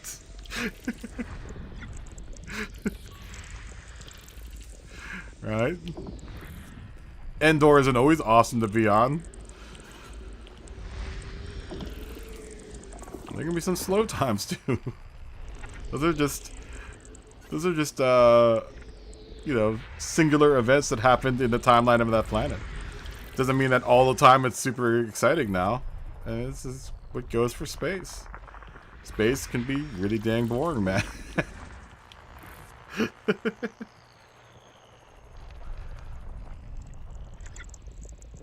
Ooh, look, this system is moving. Interesting.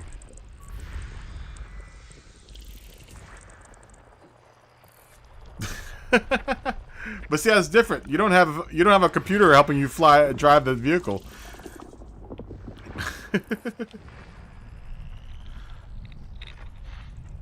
watching YouTube, you know. Man, you're gonna be a space trucker. That's what you're gonna do, man. What's the point of having all this technology that flies itself, man? You can't watch a little Netflix while you space mine or whatever. Oh yeah, I'm sure that totally happens, man. I've driven past people like that. You don't even have to do that now. You just gotta get yourself a good phone holder, man. Get yourself a good phone holder. Put it in the right spot on your dashboard, and you can watch the TV from the comfort of your driver's seat. Not really advised, but you can do it.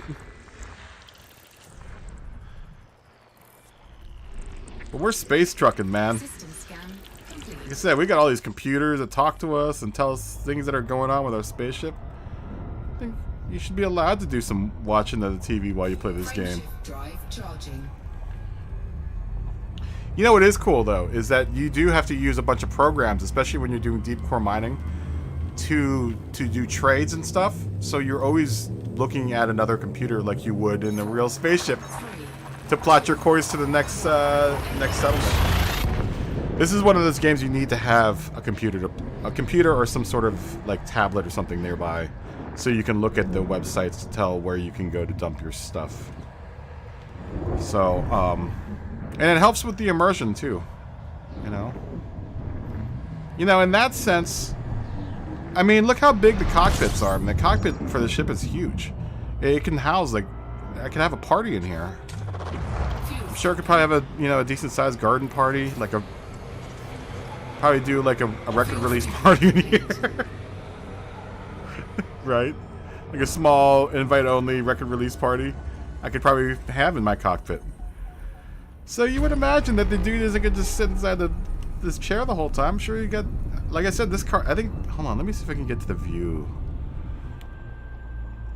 from the cockpit, because I think I have a coffee maker in this ship. I think it's this one.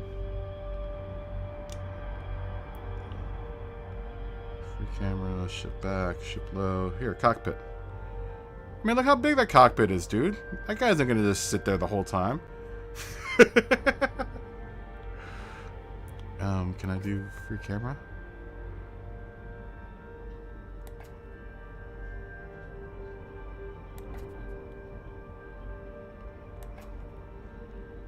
I can't walk around? Can I walk around? I guess not. I mean, look at that. That's huge. Right? Look how big that cockpit is, man. I got little pictures of back there of things. My dude's all... Ooh, I've got a weirdly colored forehead. They didn't have quite a Filipino color, so he just looks brown. He just looks like a general brown dude. Yeah, I've got co-pilot seats and everything. Where's my coffee maker? I thought the ship had a coffee maker. One of them's got a coffee maker. I can't remember which one has it.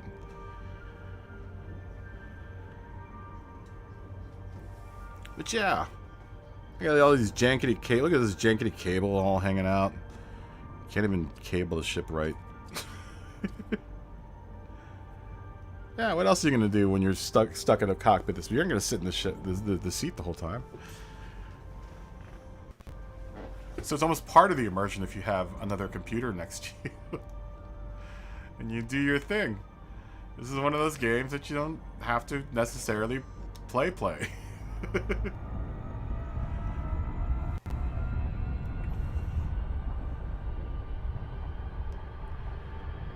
I almost think the more stuff that you're doing on the side while you're playing the game is part of the immersion. Frameshift drive charging.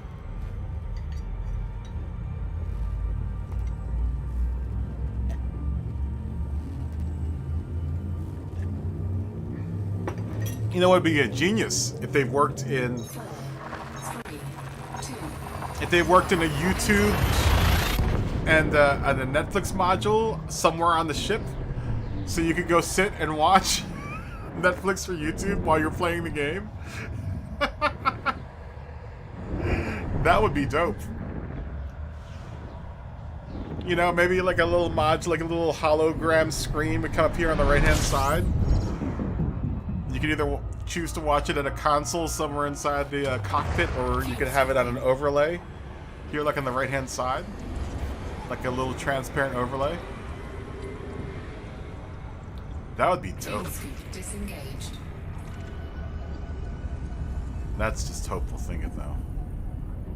System scan complete. That'll never happen.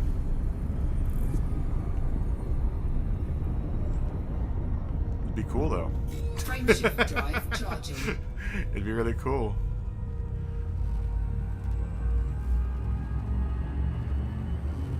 Like a little web browser would be sweet on the right-hand side. You know, there's like a transparency overlay that would come over just the right side, and you'd still be able to see behind it. But you could like watch a movie or watch video or look at Facebook while you're flying. You can multitask while you're playing a video game. How ingenious would that be?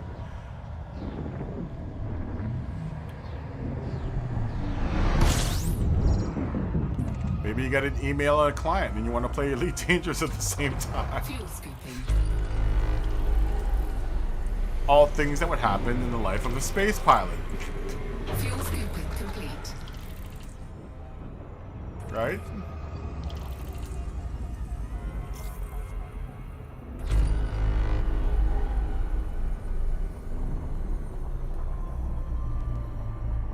Bernard's loop is now getting pretty big in the window here. There it is. As we near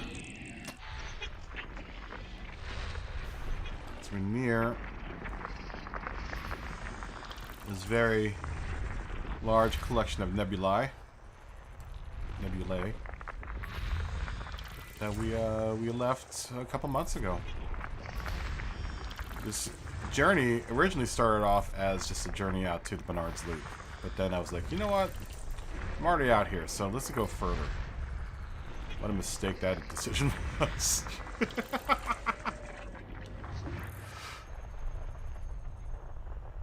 I had fun.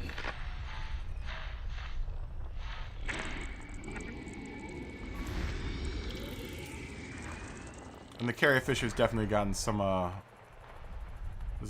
is definitely gotten some wheel time, so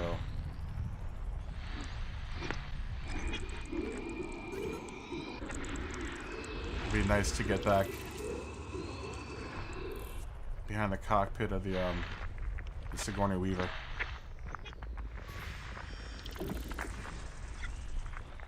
Get back in the cockpit of the Sigourney Weaver ship.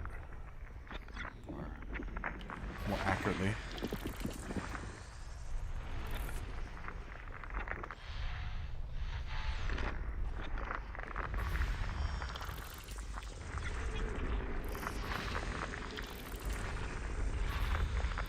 We got some work I need to do to I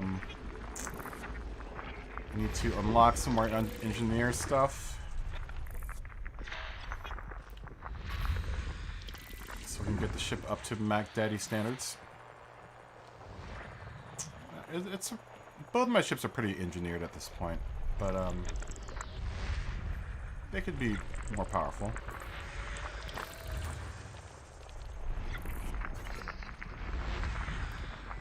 I've got pretty much most of the important engineers unlocked, I think, at this point. I have to unlock the dude that works on multi-cannons? No, I unlocked him already. That's right, because I've got dope multi-cannons right now. I can't remember who else it is that I need to unlock. These are some interesting looking planets. I should make a planetary landing at some point, but like I said, I'm not really... I kind of just want to get back home. Now that I know that all these people play Elite Dangerous, I want to get back to the bubble where everyone else is. And at least get one space adventure off. It just means we fly around one day in a stupid wing. You know, that's worth it.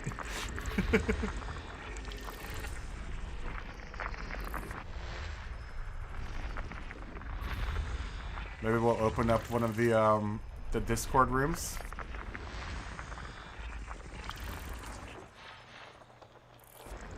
I'll jump into one of the voice Discord rooms where I think in the voice chats down in the voice chats you don't have to press to talk.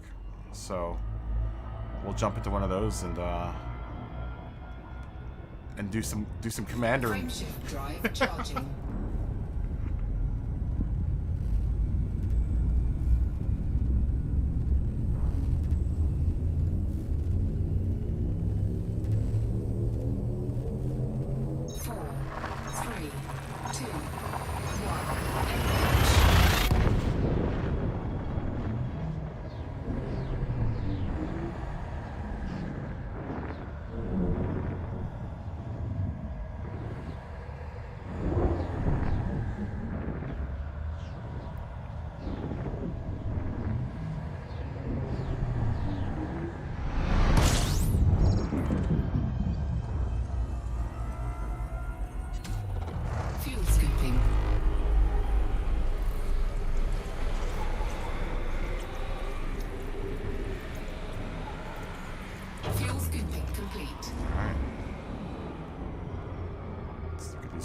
Planets.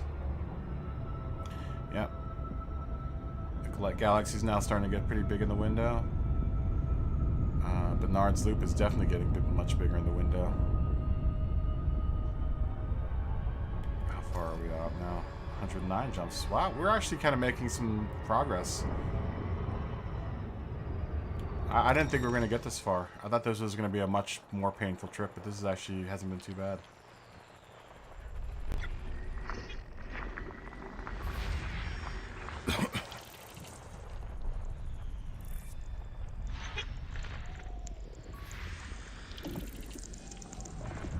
This has not been a bad trip at all.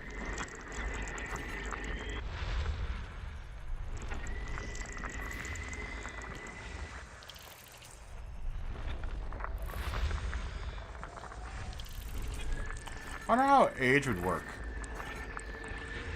Like, if everyone was realistically doing this much light speed traveling, does that mean if you're sitting on a space station somewhere on some planet, you're aging a lot faster than everyone that's flying around in spaceships?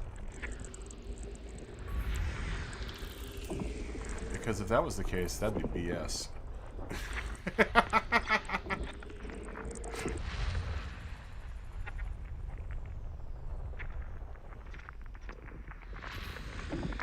In that case, I'd want to jump onto a spaceship as soon as possible and just fly to everywhere.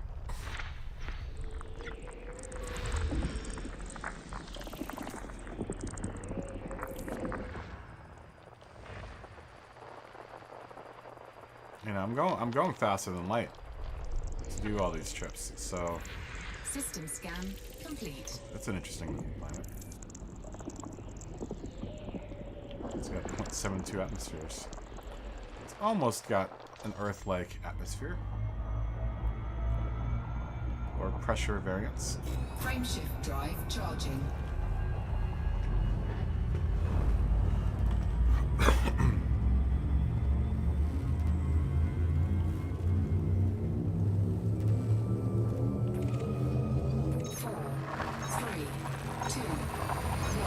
Yeah, so I'm going to jump 22 light years.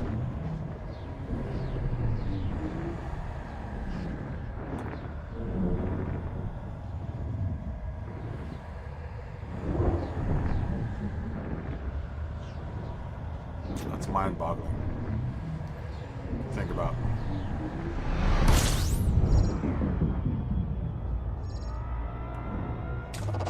Fuel scooping.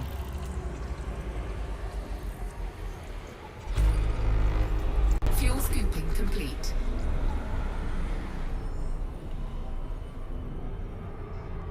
It's interesting because I'm thinking about if you were flying to a planet or to a star that was 22 light years from where you were, or you would have to fly 22 light years to get there. The speed of 22 light years.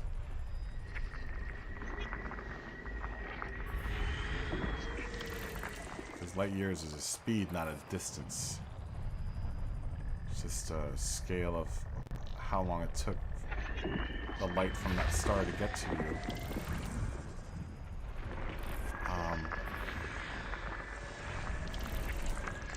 Then you're looking at the planet, the star, 22 light years in the past.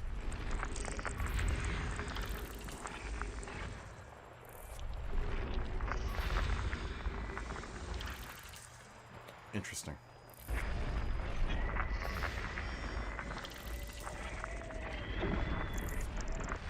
That's where I ask lots of deep astronomical questions here on Behind the Wheel. This isn't really behind the wheel though. We're more like behind the flight stick. That's the name of the GT Sports show, is Behind the Wheel. I never thought of a name for this series. I was just gonna call it Galactic Grinding. I wanted to see if it got any traction. And sure enough, when I've done this stream before, people have watched. System scan complete. I'm really surprised by how many people from Gran Turismo actually watch it, and how many people actually play it still. Frame shift. Because I think it takes a special type of gamer to want to continue to play this game. You guys are keepers in my book, because I really like this game.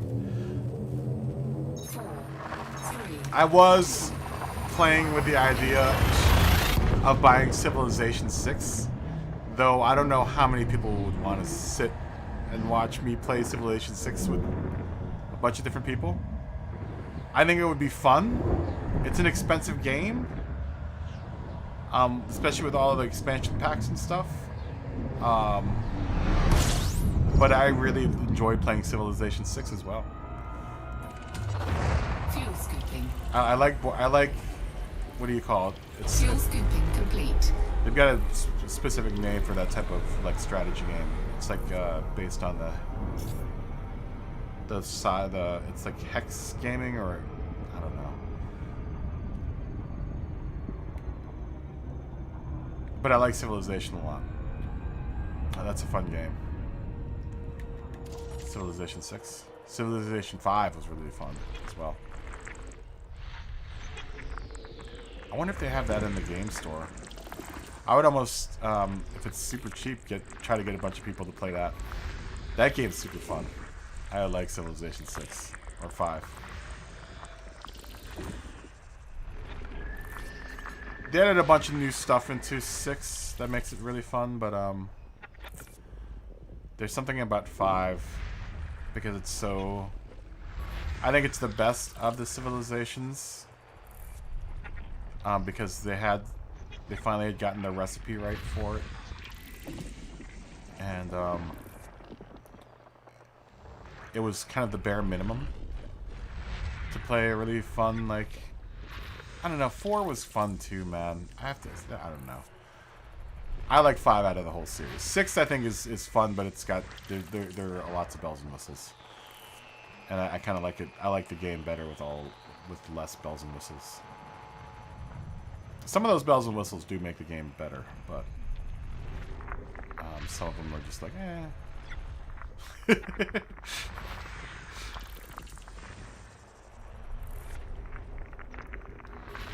Although I haven't played it since all of the new add-ons. They've had a whole bunch of slew of like new add-ons to that game.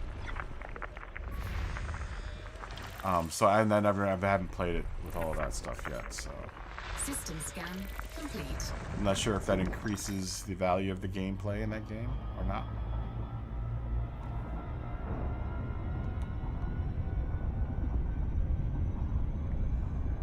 Frameshift drive charging. But Roller Coaster Tycoon, I'm gonna try to do a stream on that. I just need to get better at it, man. I really do like city building games, though. I think maybe what I'll do is I'll do one episode where I attempt to build a good roller coaster and build my park around that roller coaster. I'm having lots of problems trying to start my park out. I don't know if any of you guys have ever played Coaster Tycoon or Roller Coaster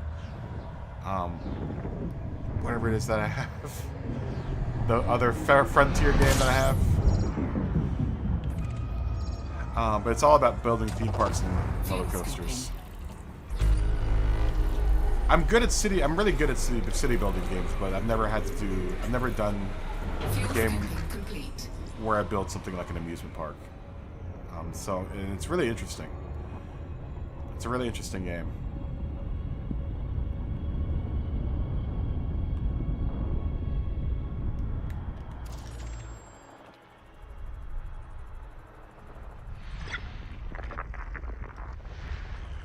But it's exciting. It's exciting. The port over from the PC, you know, is obviously missing all of this stuff. Just like City Skylines is missing. But I think it's missing less. I think the experience isn't as bad of the hit that City Skylines takes without having the Steam Workshop. I think you can play Planet Coaster a little bit more proficiently without. Or you can play between City Skylines and Planet Coaster.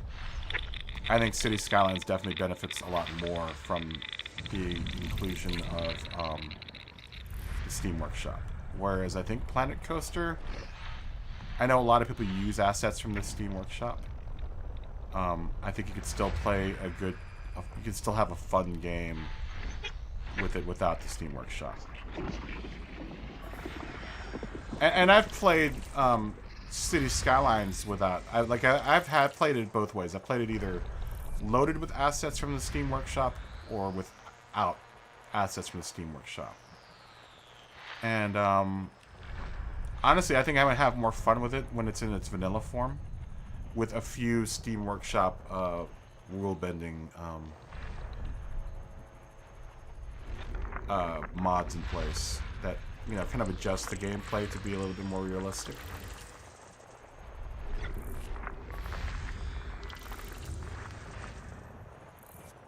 But without having those, like, I don't think the PlayStation Store has an equivalent to those types of mods. I don't even know if they have mods for the City Skylines in PlayStation. But that's definitely a game that you need to have mods, I think. Whereas Planet Coaster doesn't. It seems like they've released enough content.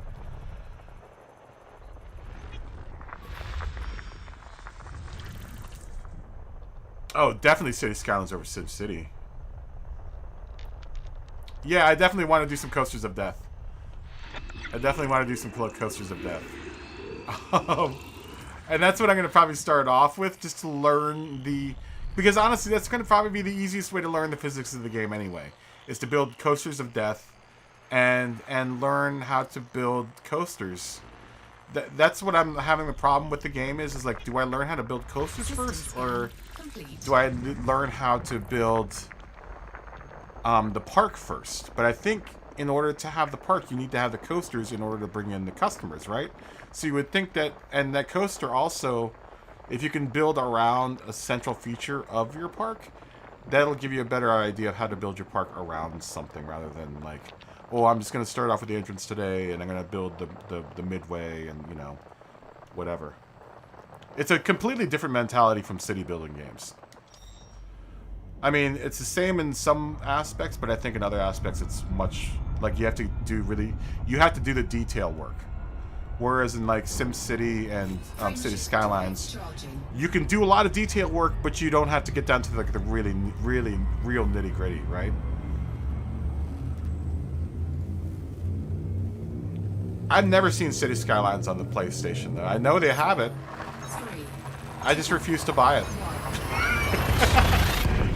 I refuse to buy it because I know what I'm missing out on, you know? I know what I'm missing out on. Whereas, and that's the other thing with Planet Coaster is I don't know what I'm missing out on because I never played Planet Coaster while I was on the PC still. So I don't know what I'm missing with Planet Coaster. It looks really fun though, man. What I've done in it has been really fun. It's just I have to get better at it in order to stream it. Right? In order for it to be kind of something interesting, I have to be a little bit more proficient with the building process. Like, I think it would be kind of cool to be able to start a project and say, hey, look, we're going to build, you know, a roller coaster, and then let's try to build a park around it. And maybe that's what how I'll start. I'm not going to be able to do too much in the series because of Gran Turismo once the season starts. I might maybe shove that off to content that I'll build offline. And, you know, that'll be my shorter content, whereas the longer content will be all Gran Turismo. You know, some of the more edited videos. But I do want to play that game. I think it's going to be really fun. You know, I've spent a lot of money on it. I've got all the packs. I've got all the bundles and stuff for it.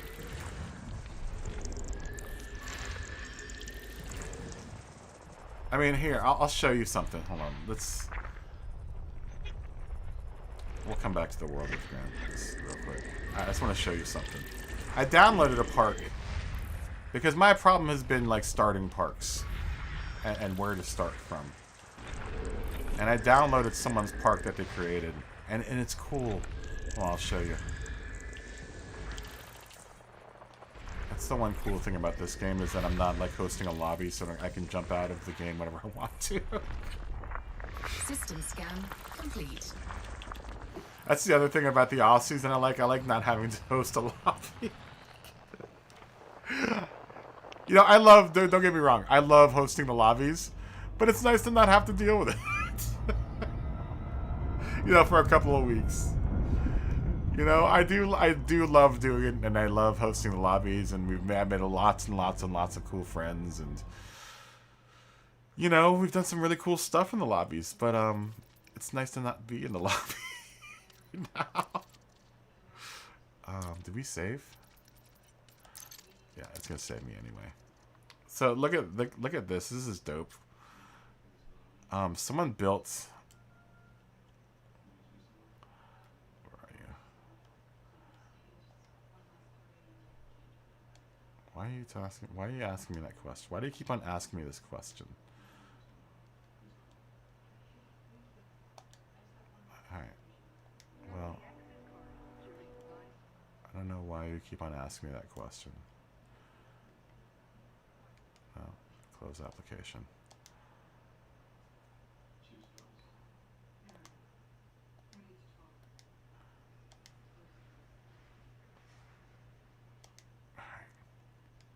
This has been happening since I put in this new capture card. I don't know why it keeps on asking me this. I'm just like now tired of it. My Chinese-made capture card didn't do all this. Where is the HDR thing? Stop asking me about it already. Actually, I know how to get rid of it. It usually happens when I have to. Give me a second. You're not going to see anything change because you guys are on the stream. But I have a little switching button that switches between all my video modes on this one screen that I play the video game on. All right. And sometimes you have to kickstart this thing.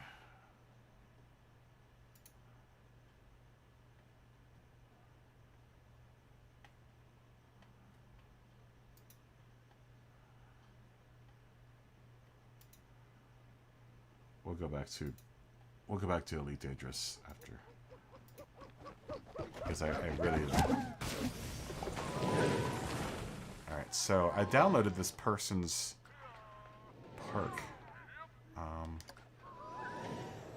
and it's really nice.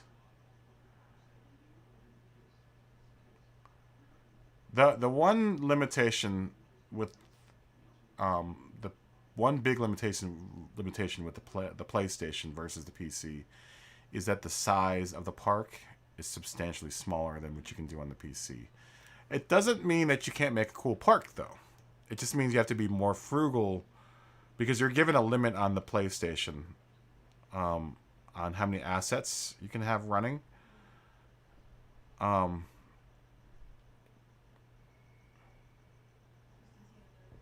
is Yeah, okay, this is going to launch me to this person's park. But look at this park someone's built. It's really dope. You know, it's a nice little park. It's got like 4 or 5 roller coasters. And it's got some pretty big monstrous ones. Like this one's pretty dope. I like this roller coaster a whole lot. Let's see if we can get into it. The train just left.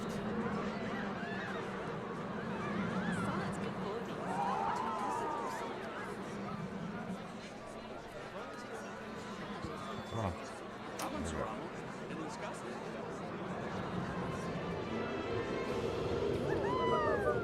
So we're gonna jump onto this roller coaster.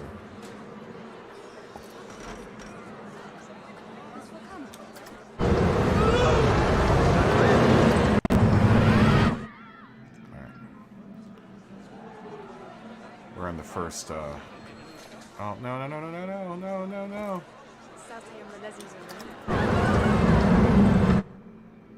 Okay. Here we go. Let's do this.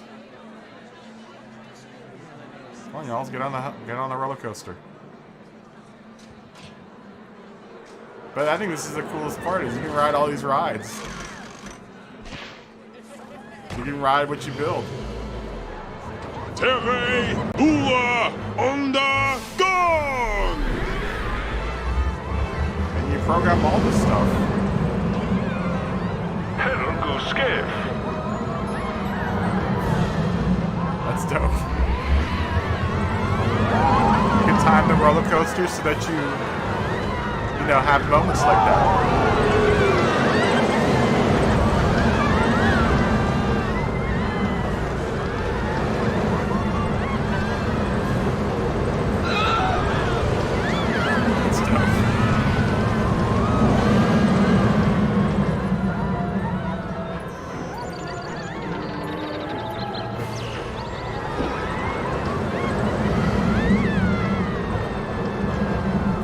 That's the thing, is that you design your roller coaster so that you have like this, you know. Yeah, this feels like a legit roller coaster, right? He has the thing where you crisscross with parts of the roller coaster. You got spots where you get really close to like objects, and then you get these nice views of the park.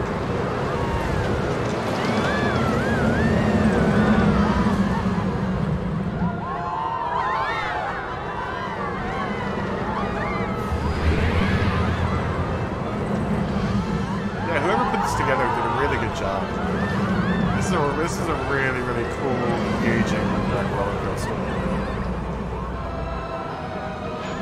Really, really well done. Really well done. And yeah, this is someone's park that I downloaded on the that was on the PlayStation Store. Or not the Frontier, whatever. Frontier's version of the Steam Workshop. They even got this really cool roller coaster that goes through like holes and stuff, like mines and junk. It's really dope. I want to do a roller coaster like that. And I guess their theme is Magic Castle. I think you can move. I think wherever it's flat, I think you could probably go out to like here. I think that's the boundaries of your. We need more space. That's funny. So apparently you can go out to about here. It looks like. So yeah, it's definitely a smaller chunk of land that you can work with than the PC. But I mean, that doesn't mean you can't do something cool, right? It just needs to be more condensed. I've seen some really ridiculously sized parks. You know, the people on the PC make that, you know, pretty much go at like 1 frame while you're playing. It's just like, what's the point of that? If you can make it's cool if you can make a really, really cool park, but if you can only play it at 1 frame per second, it's a little too big. It's a little too big. I think it's one of the problems I had with City Skylines. It's one of the reasons why I stopped playing it was because my city got so big that it would take 45 minutes for it to load. If it loaded. That's if it loaded. And that was running vanilla. Pretty much all vanilla buildings, all vanilla assets. The only thing that was not vanilla were the cars. I changed all the cars over to real cars. And there was something else that wasn't vanilla. Everything else was like add-ons that I had purchased. Like all the add-on bundles. I had purchased a bunch of add-on bundles, and dude, I was pretty deep in that game. Pretty deep into what, are we not connecting to the server? Why not? Uh-oh. Why aren't you logging into the server? This might be the end of our journey here. Look, TMKR77 is playing this right now. This might be the end of our journey. This is going to be sad. I was having a lot of fun. What time is it anyway? It's like 8:35. Well, you know what? We can always do more of this tomorrow. We came on like at 5 today. We'll just do like little shorter streams, like 3-hour streams. This was fun, though. I don't know if you guys had fun. I had fun.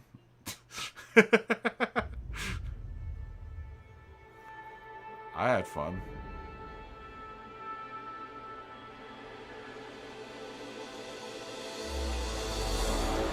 And it's good to know that my bots are kind of working. They're just not working completely.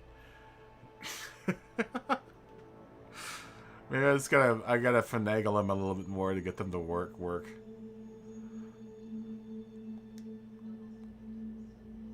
But that'd be good. That'd be good something to work on for the next week or so. Let's see. We'll do some more jumping. How about this? We'll do a little bit more jumping. You know, we'll round out the hour.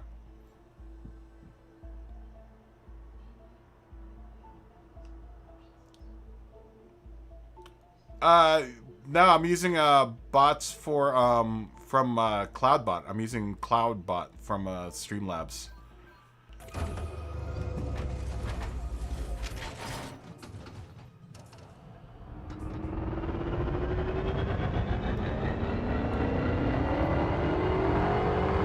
They aren't working. I mean, try this. Try typing in !8 ball. 8 ball as in 8 the number and then ball, and then ask a question. Stubby had it working with the cursing and the all caps. Technically there should be timer bots that should be being set off right now, but those haven't been set off. And the only other thing I think that should be active is the 8 ball game, which is you ask the magic 8 ball a question and it answers. Hold on, let me see if I can turn it on right now. I think it might be off. Hold on.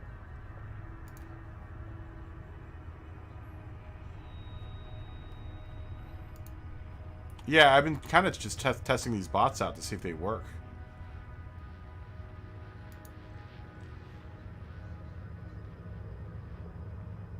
So the 8 ball game wasn't on. Okay, so I'll turn the 8 ball game back on.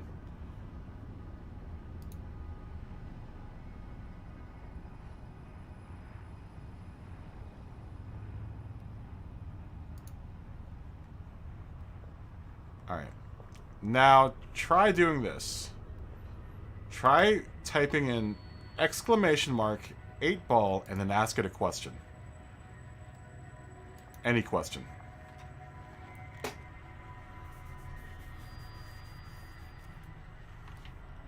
And it's supposed to come back with a response.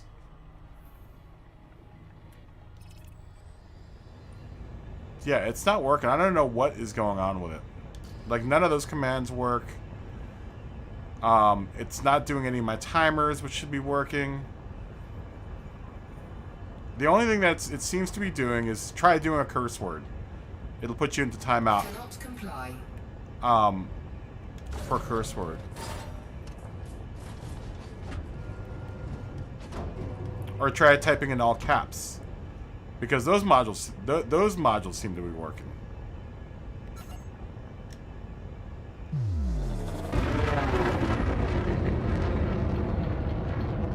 Oh! There it is! So it is working. So why are my timers not working?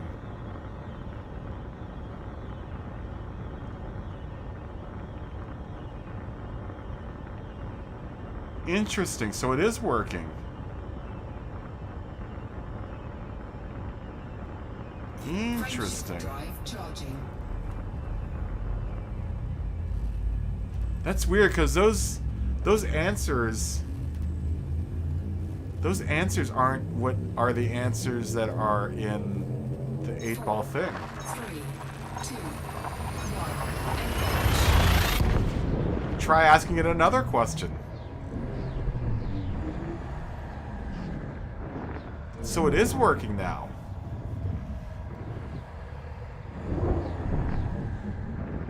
Why are my timers not working now? Let me try something real quick.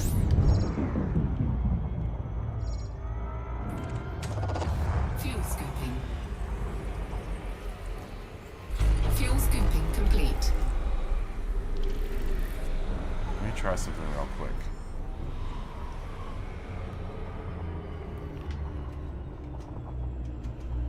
That's interesting.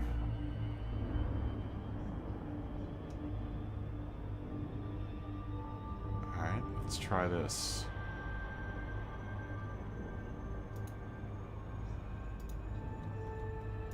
Let me try turning it on and off my timers.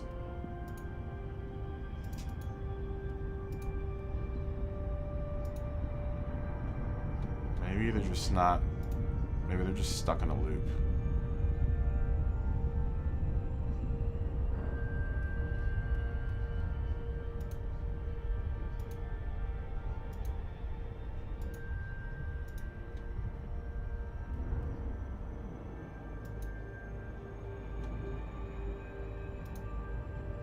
Let's see.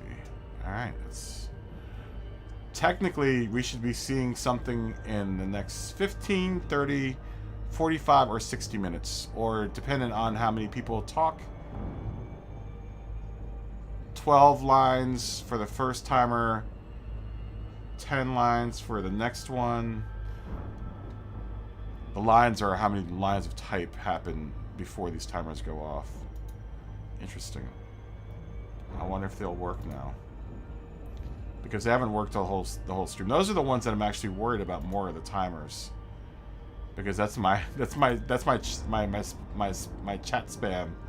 Like, join our Discord or like and subscribe. Because I don't usually say like and subscribe during the course of the stream. You know, you hear it enough.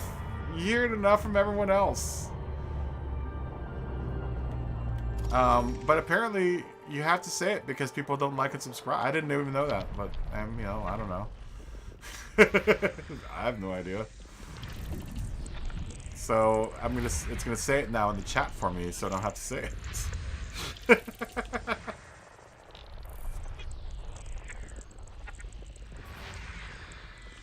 But it seems like the bot is slowly but surely coming to life.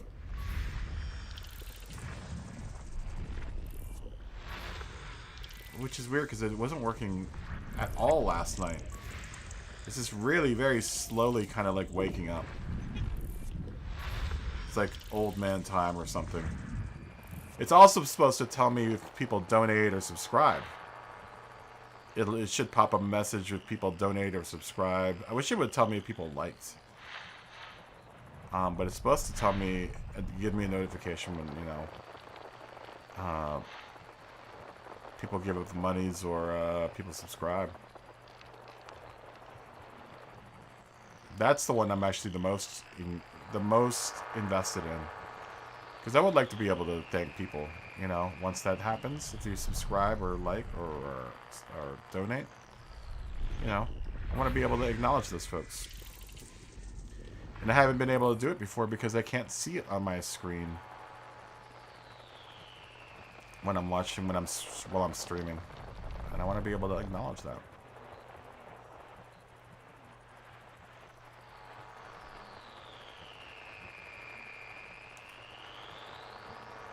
Although, from one of the things that Streamlabs says is that Google or YouTube doesn't update their subscription thing very quickly. They say it could either be instantaneous or take up to 4 hours, and that's on YouTube's side. So kind of sucks.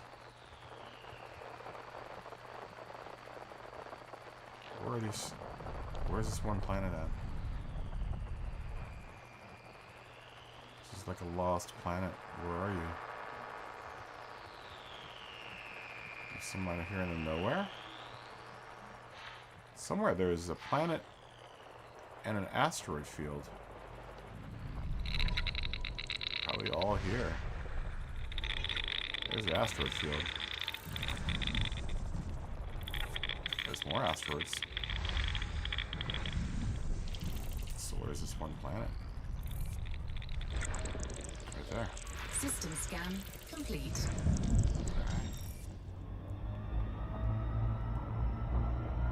How far out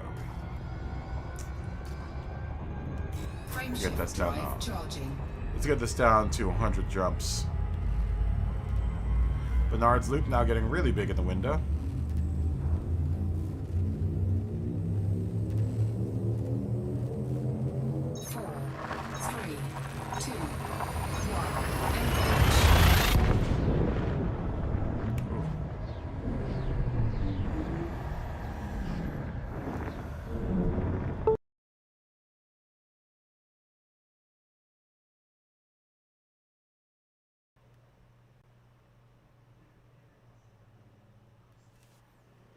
Uh-oh.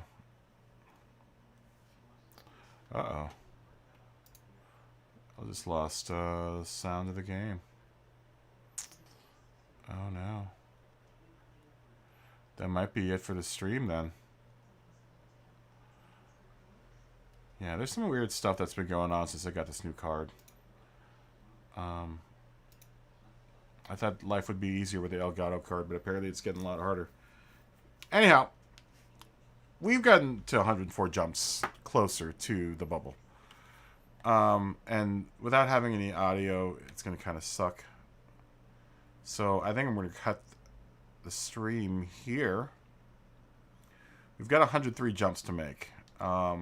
We could probably very easily do that tomorrow. And be back into Civilization. I might even do some more jumping tonight so that tomorrow I'll be back in the bubble. We'll see. We'll see how I feel. Anyhow, I think I'm going to end the stream here. If you guys watched a bit of the stream, you guys are always the best part of my day. I'm hoping that was a good part of your day. And I'm going to call it quits for the night. I'm going to ask you guys to stay healthy, stay happy, continue being awesome to each other. And I will probably be back tomorrow. Testing more bots and doing more flying. Or maybe building roller coasters. Who knows? Or maybe even snow running. We could be snow running tomorrow. I don't know. That's part of the excitement of the off season. Who knows what I'm gonna do? But I'm gonna probably be back tomorrow around probably around 5 or 4 o'clock. There's no reason for me to be up at 3. And I think other people will be streaming around that time anyway. So 4 o'clock. Be here, be square. All right, guys. Have a good night. I'll see you guys tomorrow.